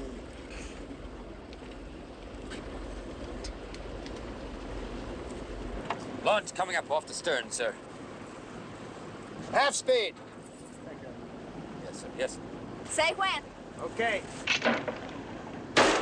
Ow! Jolly good show.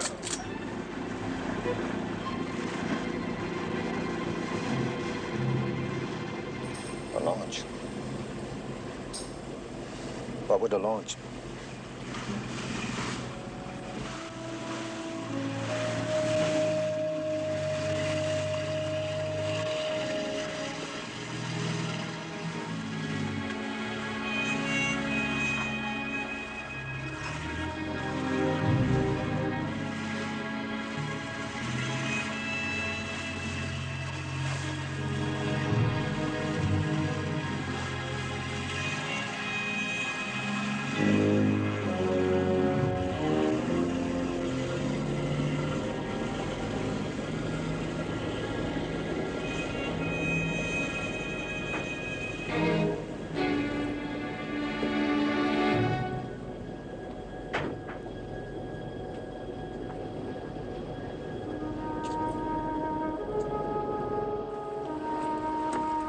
What was all that about? Mr. Vale missed his connection in Seattle.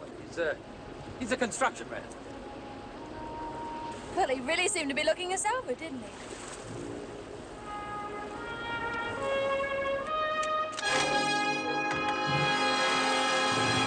Your radiogram said that you were on your way to a construction project in Anchorage. Yes, that's right. If you're in such a hurry, why didn't you fly? I'm here to make an arrest.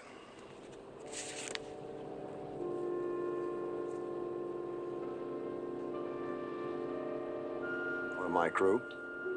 One of your passengers.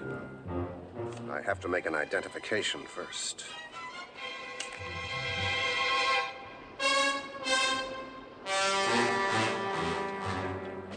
An excellent spread, Captain. Thank you, sir. It isn't the Ritz, but we don't exactly go undernourished here. Mr. Vale, We've all been wondering about your late arrival. Well, aren't you going to tell us about it? No secret. I was held up by a business deal in San Francisco. I promised myself 8 quiet days on my way to Anchorage. And here I am.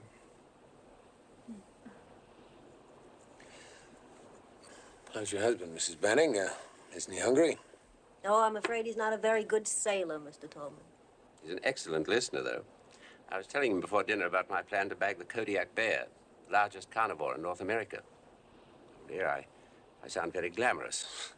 Actually, I'm not a hunter. I'm just an old-fashioned salesman. Guns. I can be a bit of a bore on the subject. Maybe that's why Banning lost his appetite, what? I wouldn't lose my appetite, Mr. Moorhead. Actually, last year I was Colorado State champion. Pistols. For women, of course. Guns have always fascinated me. I must seek your receptive ear, Miss Wyatt.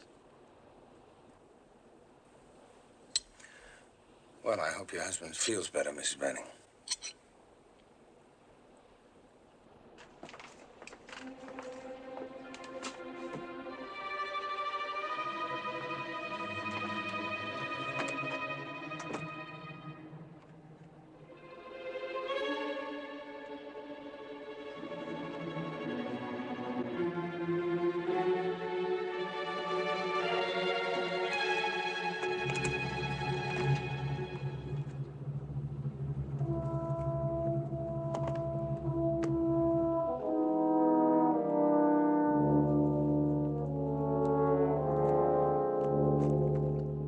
Very much impressed with your entrance, Mr. Vale.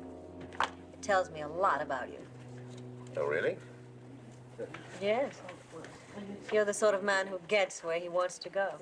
Oh, I was just lucky I was able to catch up. Catch up? With who?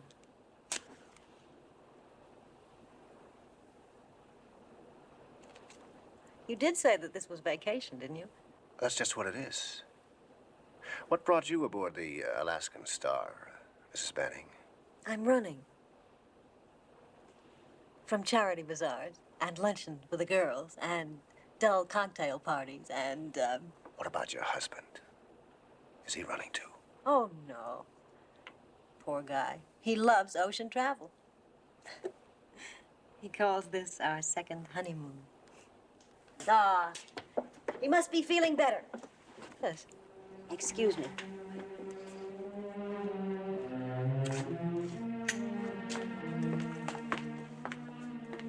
I searched his bag, nothing. Just a couple of engineering manuals. You see, what did I tell you? He's no policeman. Come on. Oh, Celia. I missed you so much. Those first weeks, they were pretty bad. You missed me? Honey, it's been almost 3 months. I expected you to write. I was worried sick. How do you think I felt? I don't know what you mean. Steve, I don't understand. I don't understand you. I waited. That night at the wharf, I waited till almost midnight. Until the watchman made me leave. Then the next morning, I went to the union office. Steve, what happened? What happened? Honey, I sent you the telegram. And you knew I wasn't coming in. You said you were crazy about me. You said it. Hasn't changed.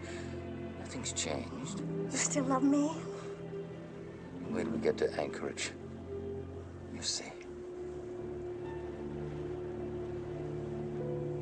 Steve, that telegram. I never got it. Thank you, Miss Decker. I'll look after that right away. Good evening.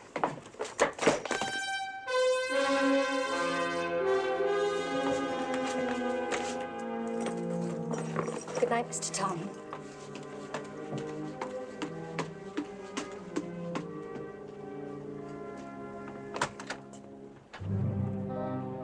Oh, you're in the right stateroom, Mr. Tallman. I hope you don't mind doubling up. It's just for tonight. All the other unused cabins are loaded with storage.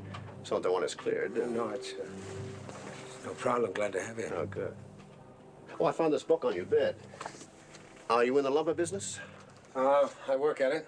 Been at it long? No, not long. Mm-hmm.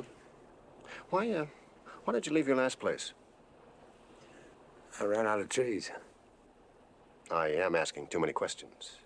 That's all right. I'm going out deck and have a smoke. Don't let me chase you. Not at all.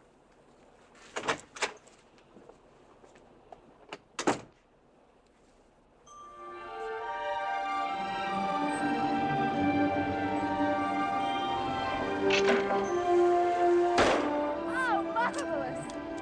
Mr. Tom, and you're turning into a real professional. I forgot to tell you I was state champion in skeet. For men, of course.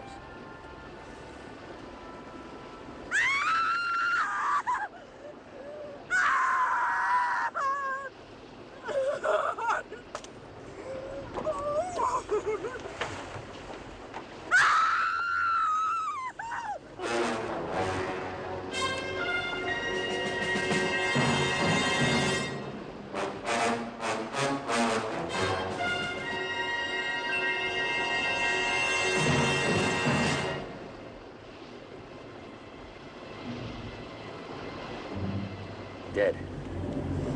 Shot.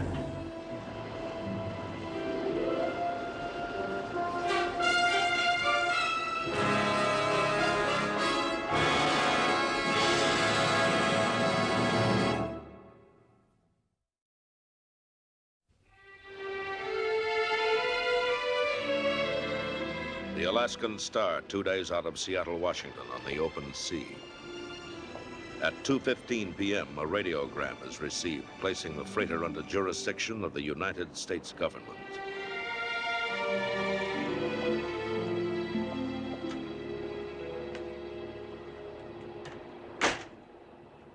From the Home Office, sir. Proceed to Ketchikan. Hold all passengers for investigation by federal authorities.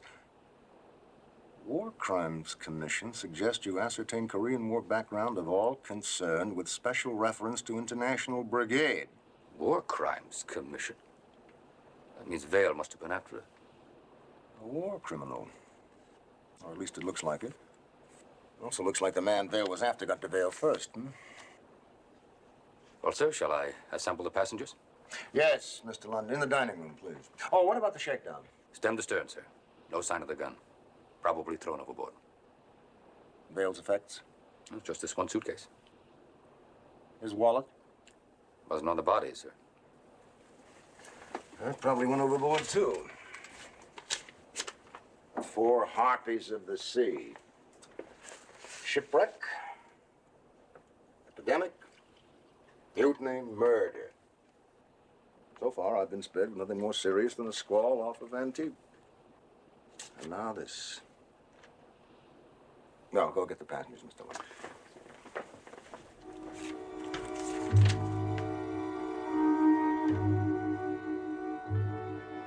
Why are you pointing a finger at us? What about the crew? For the past 24 hours, Mr. Lund and I have been cross-examining the crew, finding out where they were, what they might have seen. What about the officers? I have written statements from all officers, including myself. And in any event, Vale told me when he came aboard that he was here to identify and arrest one of the passengers. Is the good captain going to act as both judge, jury, and prosecutor? I am authorizing this hearing under maritime statutes covering contingency and disaster. I will turn my findings over to the federal authorities at Ketchikan. Mr. Lund here will conduct the interrogation, and it will be under oath. Spanning. No, I didn't hear the shot, but I heard the scream. And I ran with the others to where Miss Decker was standing over Mr. Vale. Who was with you at the time? Well, I was skeet shooting with Mr. Moorhead, Mr. Tallman, and Miss Wyatt. My husband was in a deck chair. Did you or anyone else leave the skeet shoot area just before you heard the scream? No, I didn't. No, neither did the others. When was the last time you saw Miss Decker before you heard her scream? Well, I hadn't seen her all day. Oh, yes, you did. I saw you just about an hour before I found the body. Oh, that's right, I forgot. We met in the ladies' room off the salon. Mrs. Banning, were you ever in military service? Well, now, that's an odd question. Were you?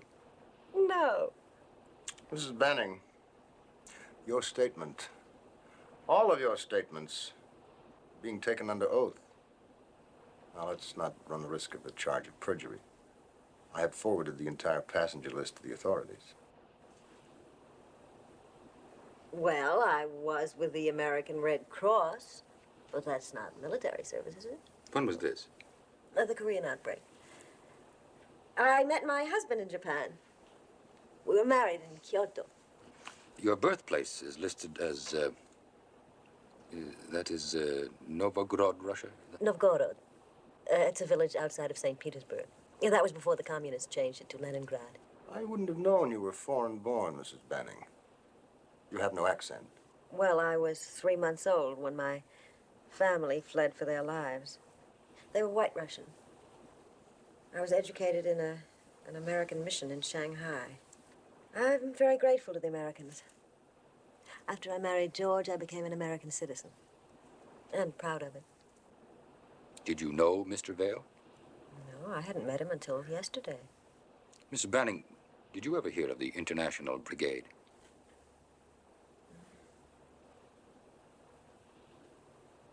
The International Brigade was a top-secret fighting unit formed during the Korean War by the United Nations to spearhead attacks behind enemy lines.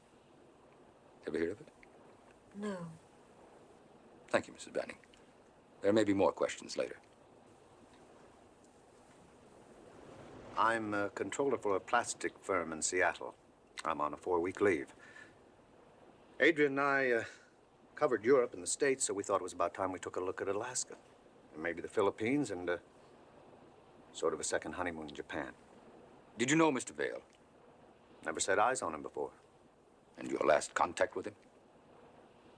At breakfast. With the others. You were in Japan during the Korean outbreak? Supply officer, Ho-Chan Depot, 8th Army.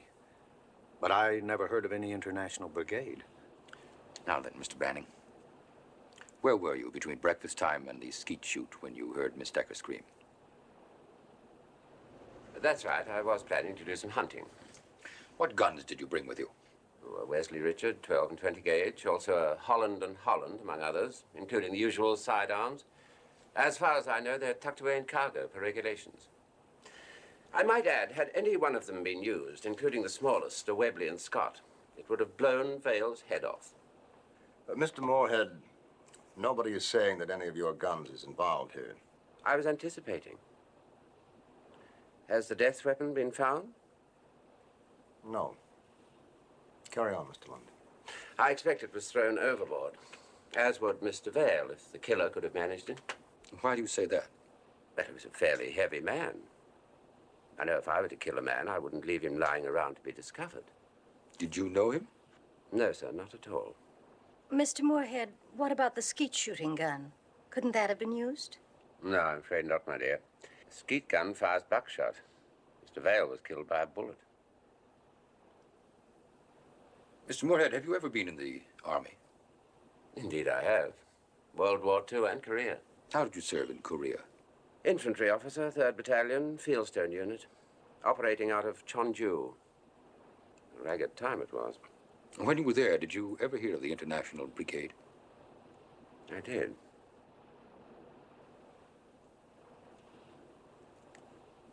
What do you know about it? Not very much. My battalion was just another fighting unit. The International Brigade was very hush-hush and high priority. You knew this officially? No, it was rumor. It was supposed to be a sizable organization. 14 nations represented in ratio to their Korean commitment. The United States, Britain, Australia, France, Greece, others. Do you know any reason, Mr. Moorhead, why the War Crimes Commission would be interested in the International Brigade? Yes, I do.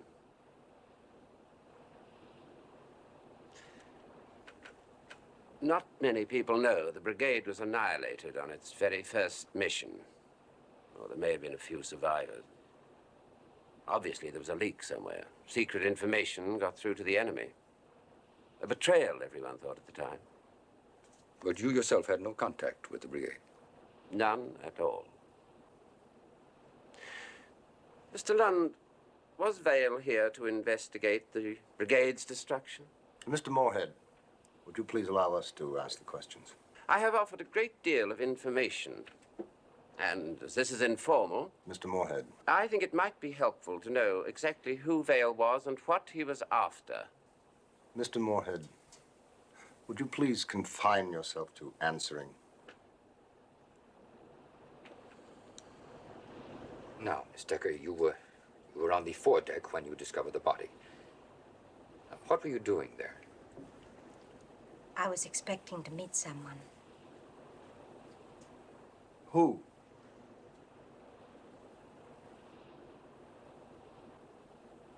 Was it Vale? No. Did you know Mr. Vale? No. Just a moment, Mr. Lund. Miss Decker, who was it you were expecting to meet? I can't say just yet. Miss Decker, do you realize the position that you were in? You discovered the body. You were at the scene expecting to meet someone. Now, I urge you. It wasn't Vale. Who was it? Miss Decker, I ask you again. I didn't do it. I never saw Mr. Vale before.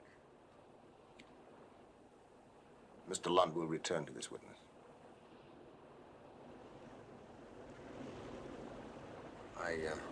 I've been hired by the Larkspur Lumber Company. They have a new track opening near Seward.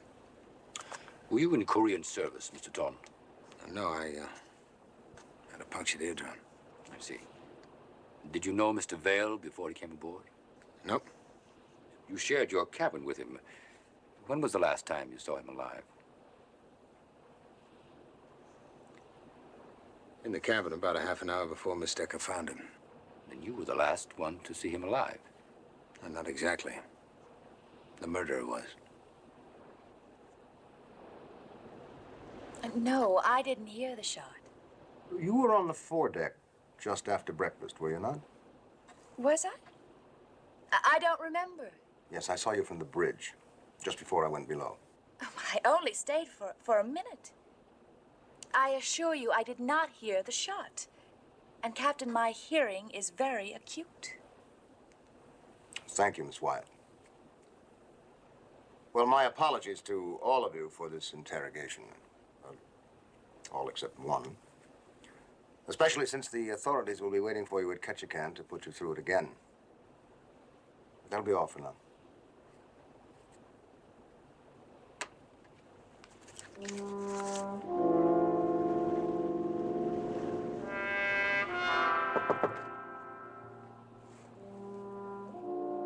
Come in. The captain would like to see you in his quarters, Mr. Tallman. I'll walk along with you. All right.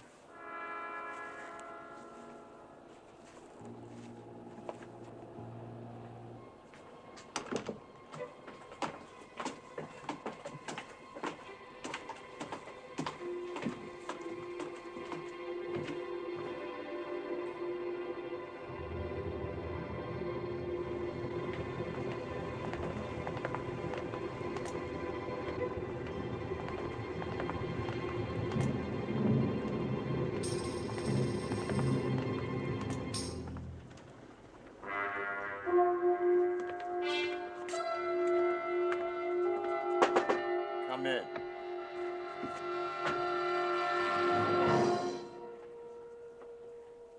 Thank you, Mr. Lund. Sit down.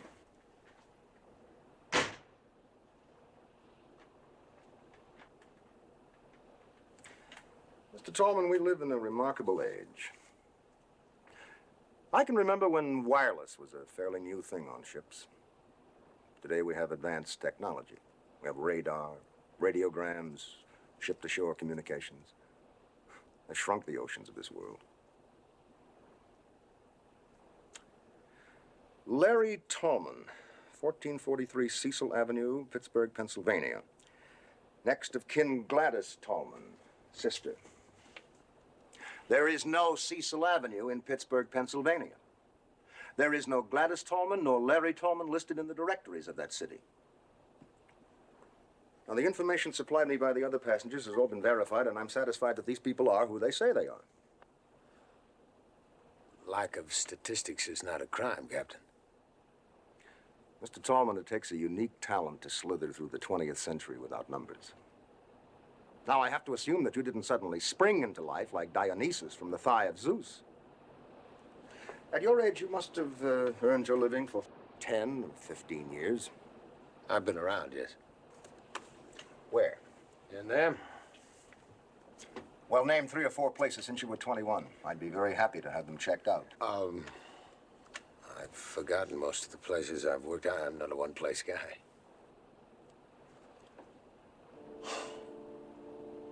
Mr. Tallman, I have no heart for inquisition, but I have even less heart for murder. Now, unless you can properly identify yourself, I'm going to be forced to wire Ketchikan. And tell them what? That you could be guilty. A man with no past may be hiding one.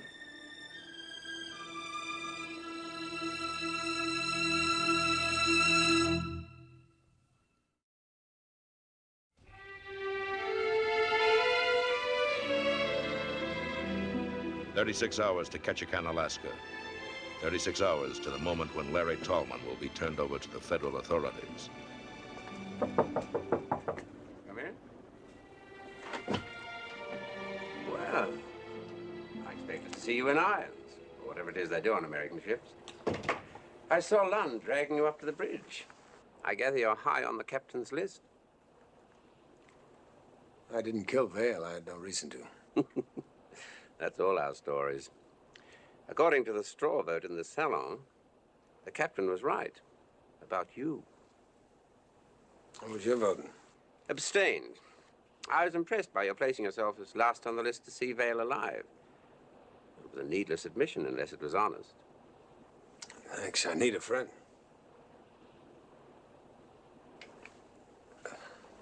Mr. Moorhead, you know a lot about guns. Do you think you could tell from the wound what caliber bullet killed Vale?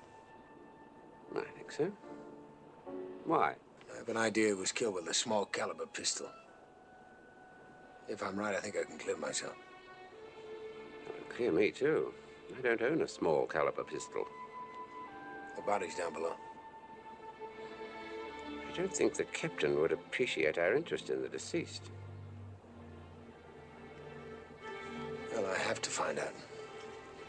I thought you might have helped me. Oh, all right. Let's find out what Mr. Vale can tell us about his death, huh?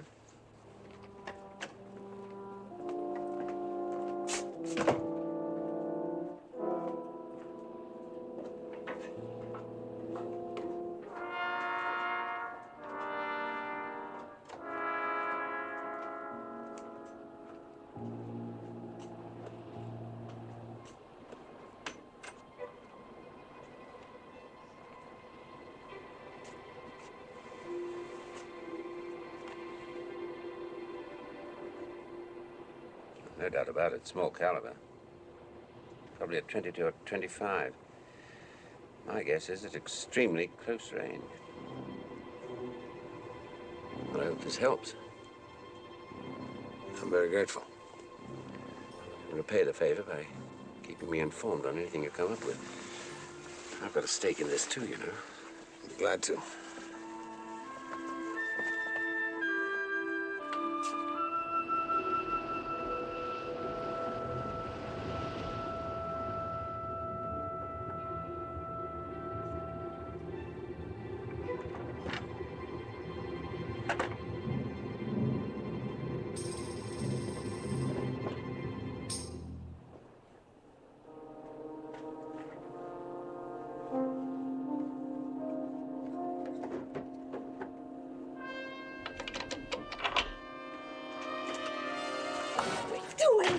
Let me go or I'll scream for help. You're going to explain that gun that fell out of your bag last night. Gun? That 25 caliber pistol you've been carrying. Now, where is it? I don't know Bear what was you're killed by a gun just like that. Now, where is it? I never had it. I never had it. Look, I found these in your dresser. That's right. I forgot. I did have the pistol. It was stolen yesterday morning. Just tell the captain about it. All right.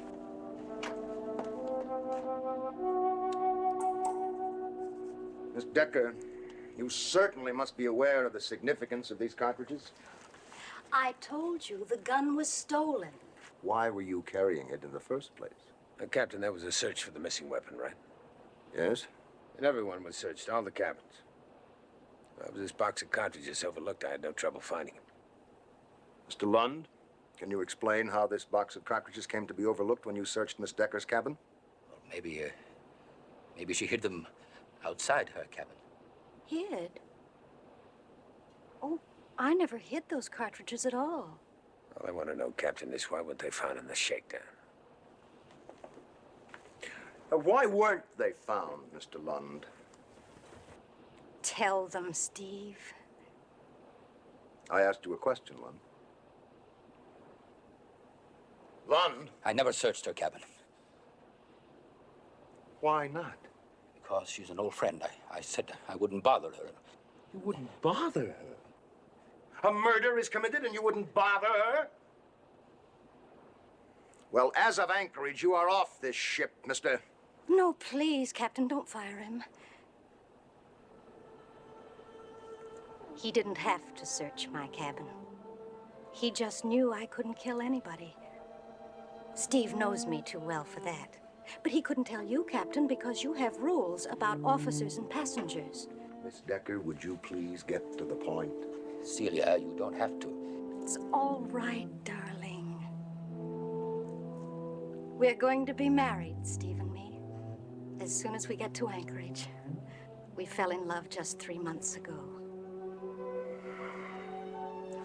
I'm sorry to have to tell you this, Miss Decker, but my first officer is married. He has a wife and 2 kids. Don't say that. That isn't true. I know it isn't true. Steve would have told me if he were married. Wouldn't you, Steve? We were going to be married before, Captain. I waited for him. Poor Steve, he tried so desperately to get there. And then I talked to that other man. A Mr. Carter at your union office.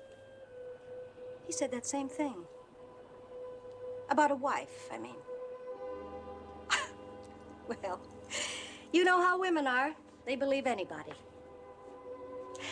I went into this pawn shop and I bought this little pistol and some bullets in that little box there, and then I booked passage again.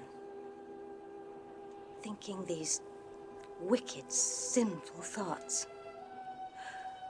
Thinking that a fine, decent man had used me as though I were a cloth to wipe his shoe on.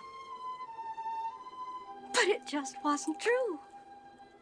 I took one look at him and he told me about the telegram. And all that talk about his being married, it just wasn't true anymore. Miss Decker, I apologize to you. On behalf of the company, I apologize to you for your embarrassment. Thank you.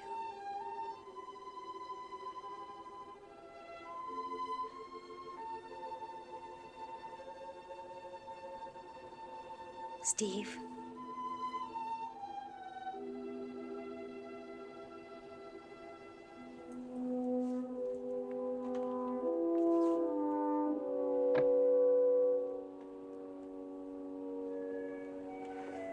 Mr. Lund, I am relieving you of your duties. Mr. Kaler will take over as first officer.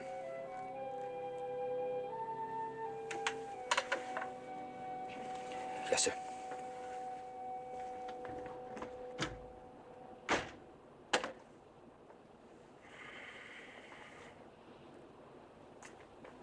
And Mr. Tallman, you will stay away from the rest of my passengers from now on. Just trying to prove my innocence, Captain. You will stay away from them, or I'll have you locked in your cabin.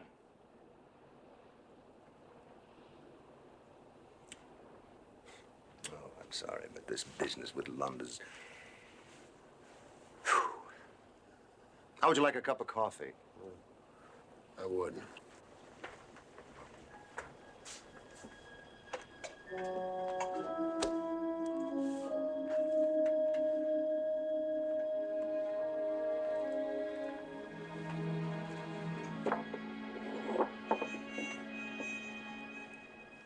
I had no reason to kill Vale, Captain. You can't ask me to just sit and wait for the hangman to catch a kid. When this boat docks, the killer goes free. It makes sense what you say. And I have half a hunch you didn't kill Vale, but I'm forced to hold you. A man with no background. When Vale came aboard, he must have said something to you about what he was looking for, who he was looking for. Anything like that would help me. I was only with him a few minutes when he came aboard. He had some documents he was going to leave with me. Well, that might help. What are they? He decided to keep them with him. Let's go take a look. They weren't on him when he was found, and they weren't in his luggage. Apparently, the killer threw him overboard. I'm sorry, Tom. So am I. Thanks for the coffee, Captain.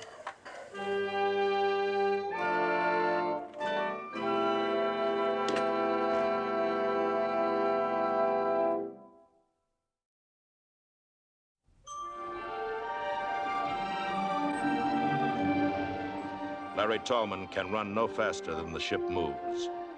12 hours to Ketchikan and the waiting federal authorities. In 12 hours, Larry Tallman will be caught. And with him, Richard Kimball. It's very little to ask, Captain. You'd be my witness.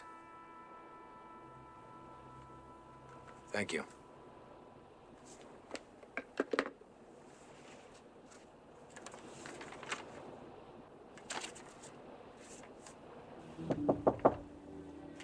Yes? Who is it? It's me, Celia.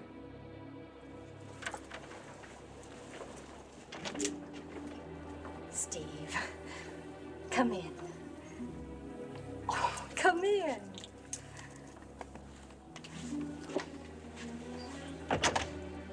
It was nice of you to come. I know you're in trouble with the captain. Well, Celia, I want to talk to you. About Anchorage. About us. Honey, what the captain said and what you heard at the union office back in Seattle, it's true. You've got to understand that we can never be married. I do have a wife. Do you understand? Why don't we go up on deck? It's a perfectly beautiful day. Celia. Now listen. You remember what we talked about up in Anchorage? Well, it isn't going to happen. It can't happen. I'm sorry. God knows I'm sorry, but it just can't happen. No, Steve, don't say that. It isn't true. It is true. I'm sorry, Celia. I'm sorry. Steve?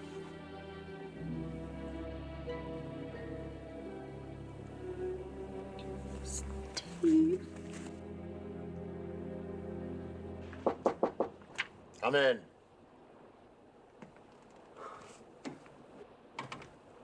Captain? I just received this radiogram, Mr. Banning. It concerns you.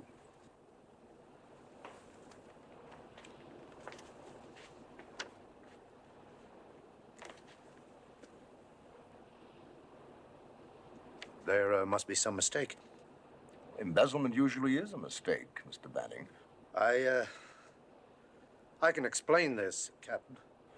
Well, you'll get a chance to do just that at Ketchikan. Captain, I assure you there's I am fed up with this rat's nest I've taken aboard this trip. Philandering, embezzlement, murder. I just hope for your sake that this doesn't tie in any way with Vale's death. No. I had nothing to do with it. But how do you know this envelope belonged to Vale? It's got his initials on it, PV. I found it wedged between his bunk and the wall. What's in it? Letters. I think they're important. Are you going to show them to the captain? I don't think it'd do much good in this wide. They're in Greek. Oh. You know, you were right. The captain told me that Vail was with the War Crimes Commission. Ah. There were Greeks in the International Brigade. Well, it's my guess that these letters are from one of the survivors. It might well be. Suppose something like this. The International Brigade was betrayed. Now, there's no doubt about that. The betrayer is seen at various times and places by the survivors. They write to the War Crimes Commission saying such a person was seen. But if they knew who the guilty one was, then surely they would have reported it to the authorities long ago. I mean, there must have been an investigation when the brigade was lost. But maybe the identity of the betrayer wasn't known at that time. Maybe the Crimes Commission, after years of hunting, finally came up with a prime suspect, got in touch with the survivors asking for information on him. Or her. I think that poor Vail was closing in on her, or him, on one of us. Well, I think it's delicious. Do you know what I think the captain ought to do? Miss Wyatt, why is it that you always seem to know more than the men? It must be very gratifying to be so smart, what? Oh, Mr. Moorhead. Mr. Tallman.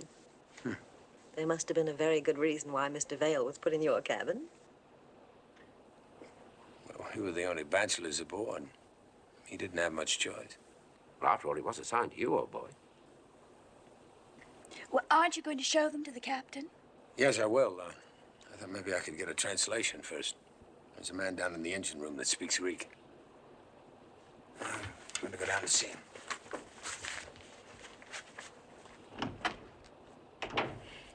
You know, he doesn't look like a traitor or a spy at all.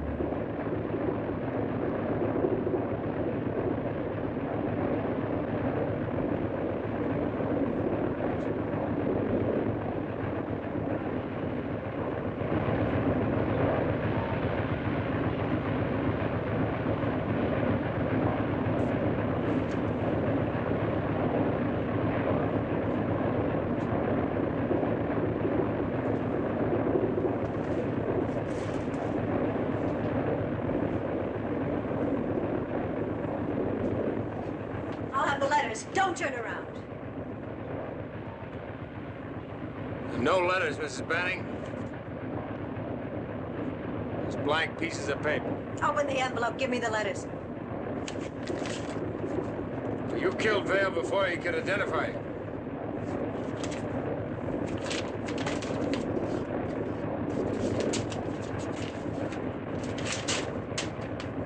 Only you know it and I know it. I know it, Mrs. Banning. Captain? I know it. Back in the salon, I thought you were laying a trap. Fine lot of help I have. Get back.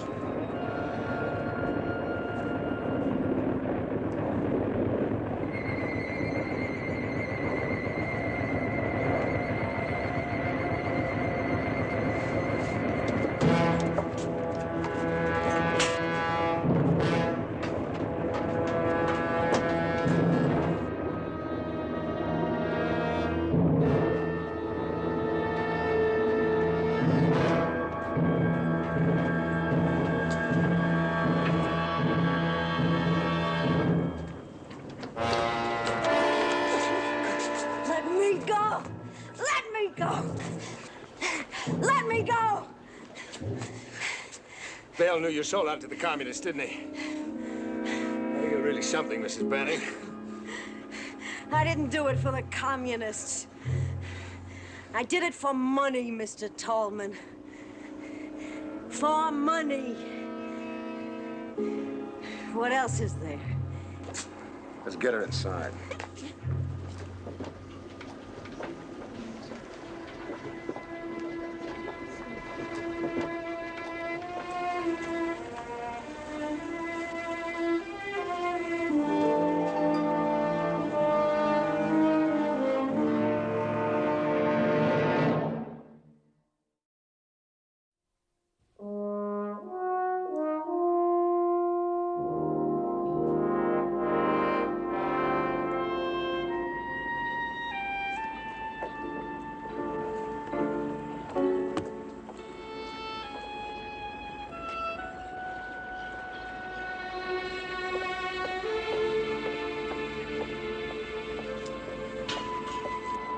Oh, Mr. Tolman.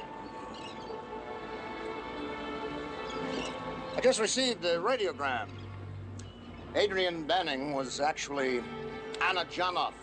She ran a waterfront dive in Korea. Peddled booze, narcotics, anything the traffic would bear. Apparently this place was a pipeline to the enemy. Are you all finished with the federal authorities? I gave my statement to the marshals. I thought I'd stay over in Ketchikan a couple of days. I'm sorry I gave you such a rough trip. I've had rougher.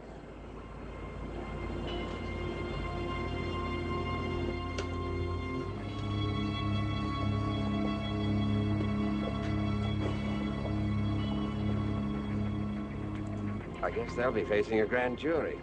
23 good men and true. 12 men. What? I'm sorry. I think you're right. It is 23 men. But, yeah. Larry? I wish you could make the rest of the trip with us. It could have been fun. Not necessarily. I might turn out to be just as devious as the Bannings. Can you imagine? You just don't know who you're talking to these days. No, you don't. Goodbye. Larry Tallman, freed of the suspicion of murder, leaves the Alaskan Star. But it is Richard Kimball, still under the sentence of death, who steps ashore. He will stay in this place for as long as it is safe, and then he will move on. It is said that there is no rest for the wicked, nor sometimes for the innocent.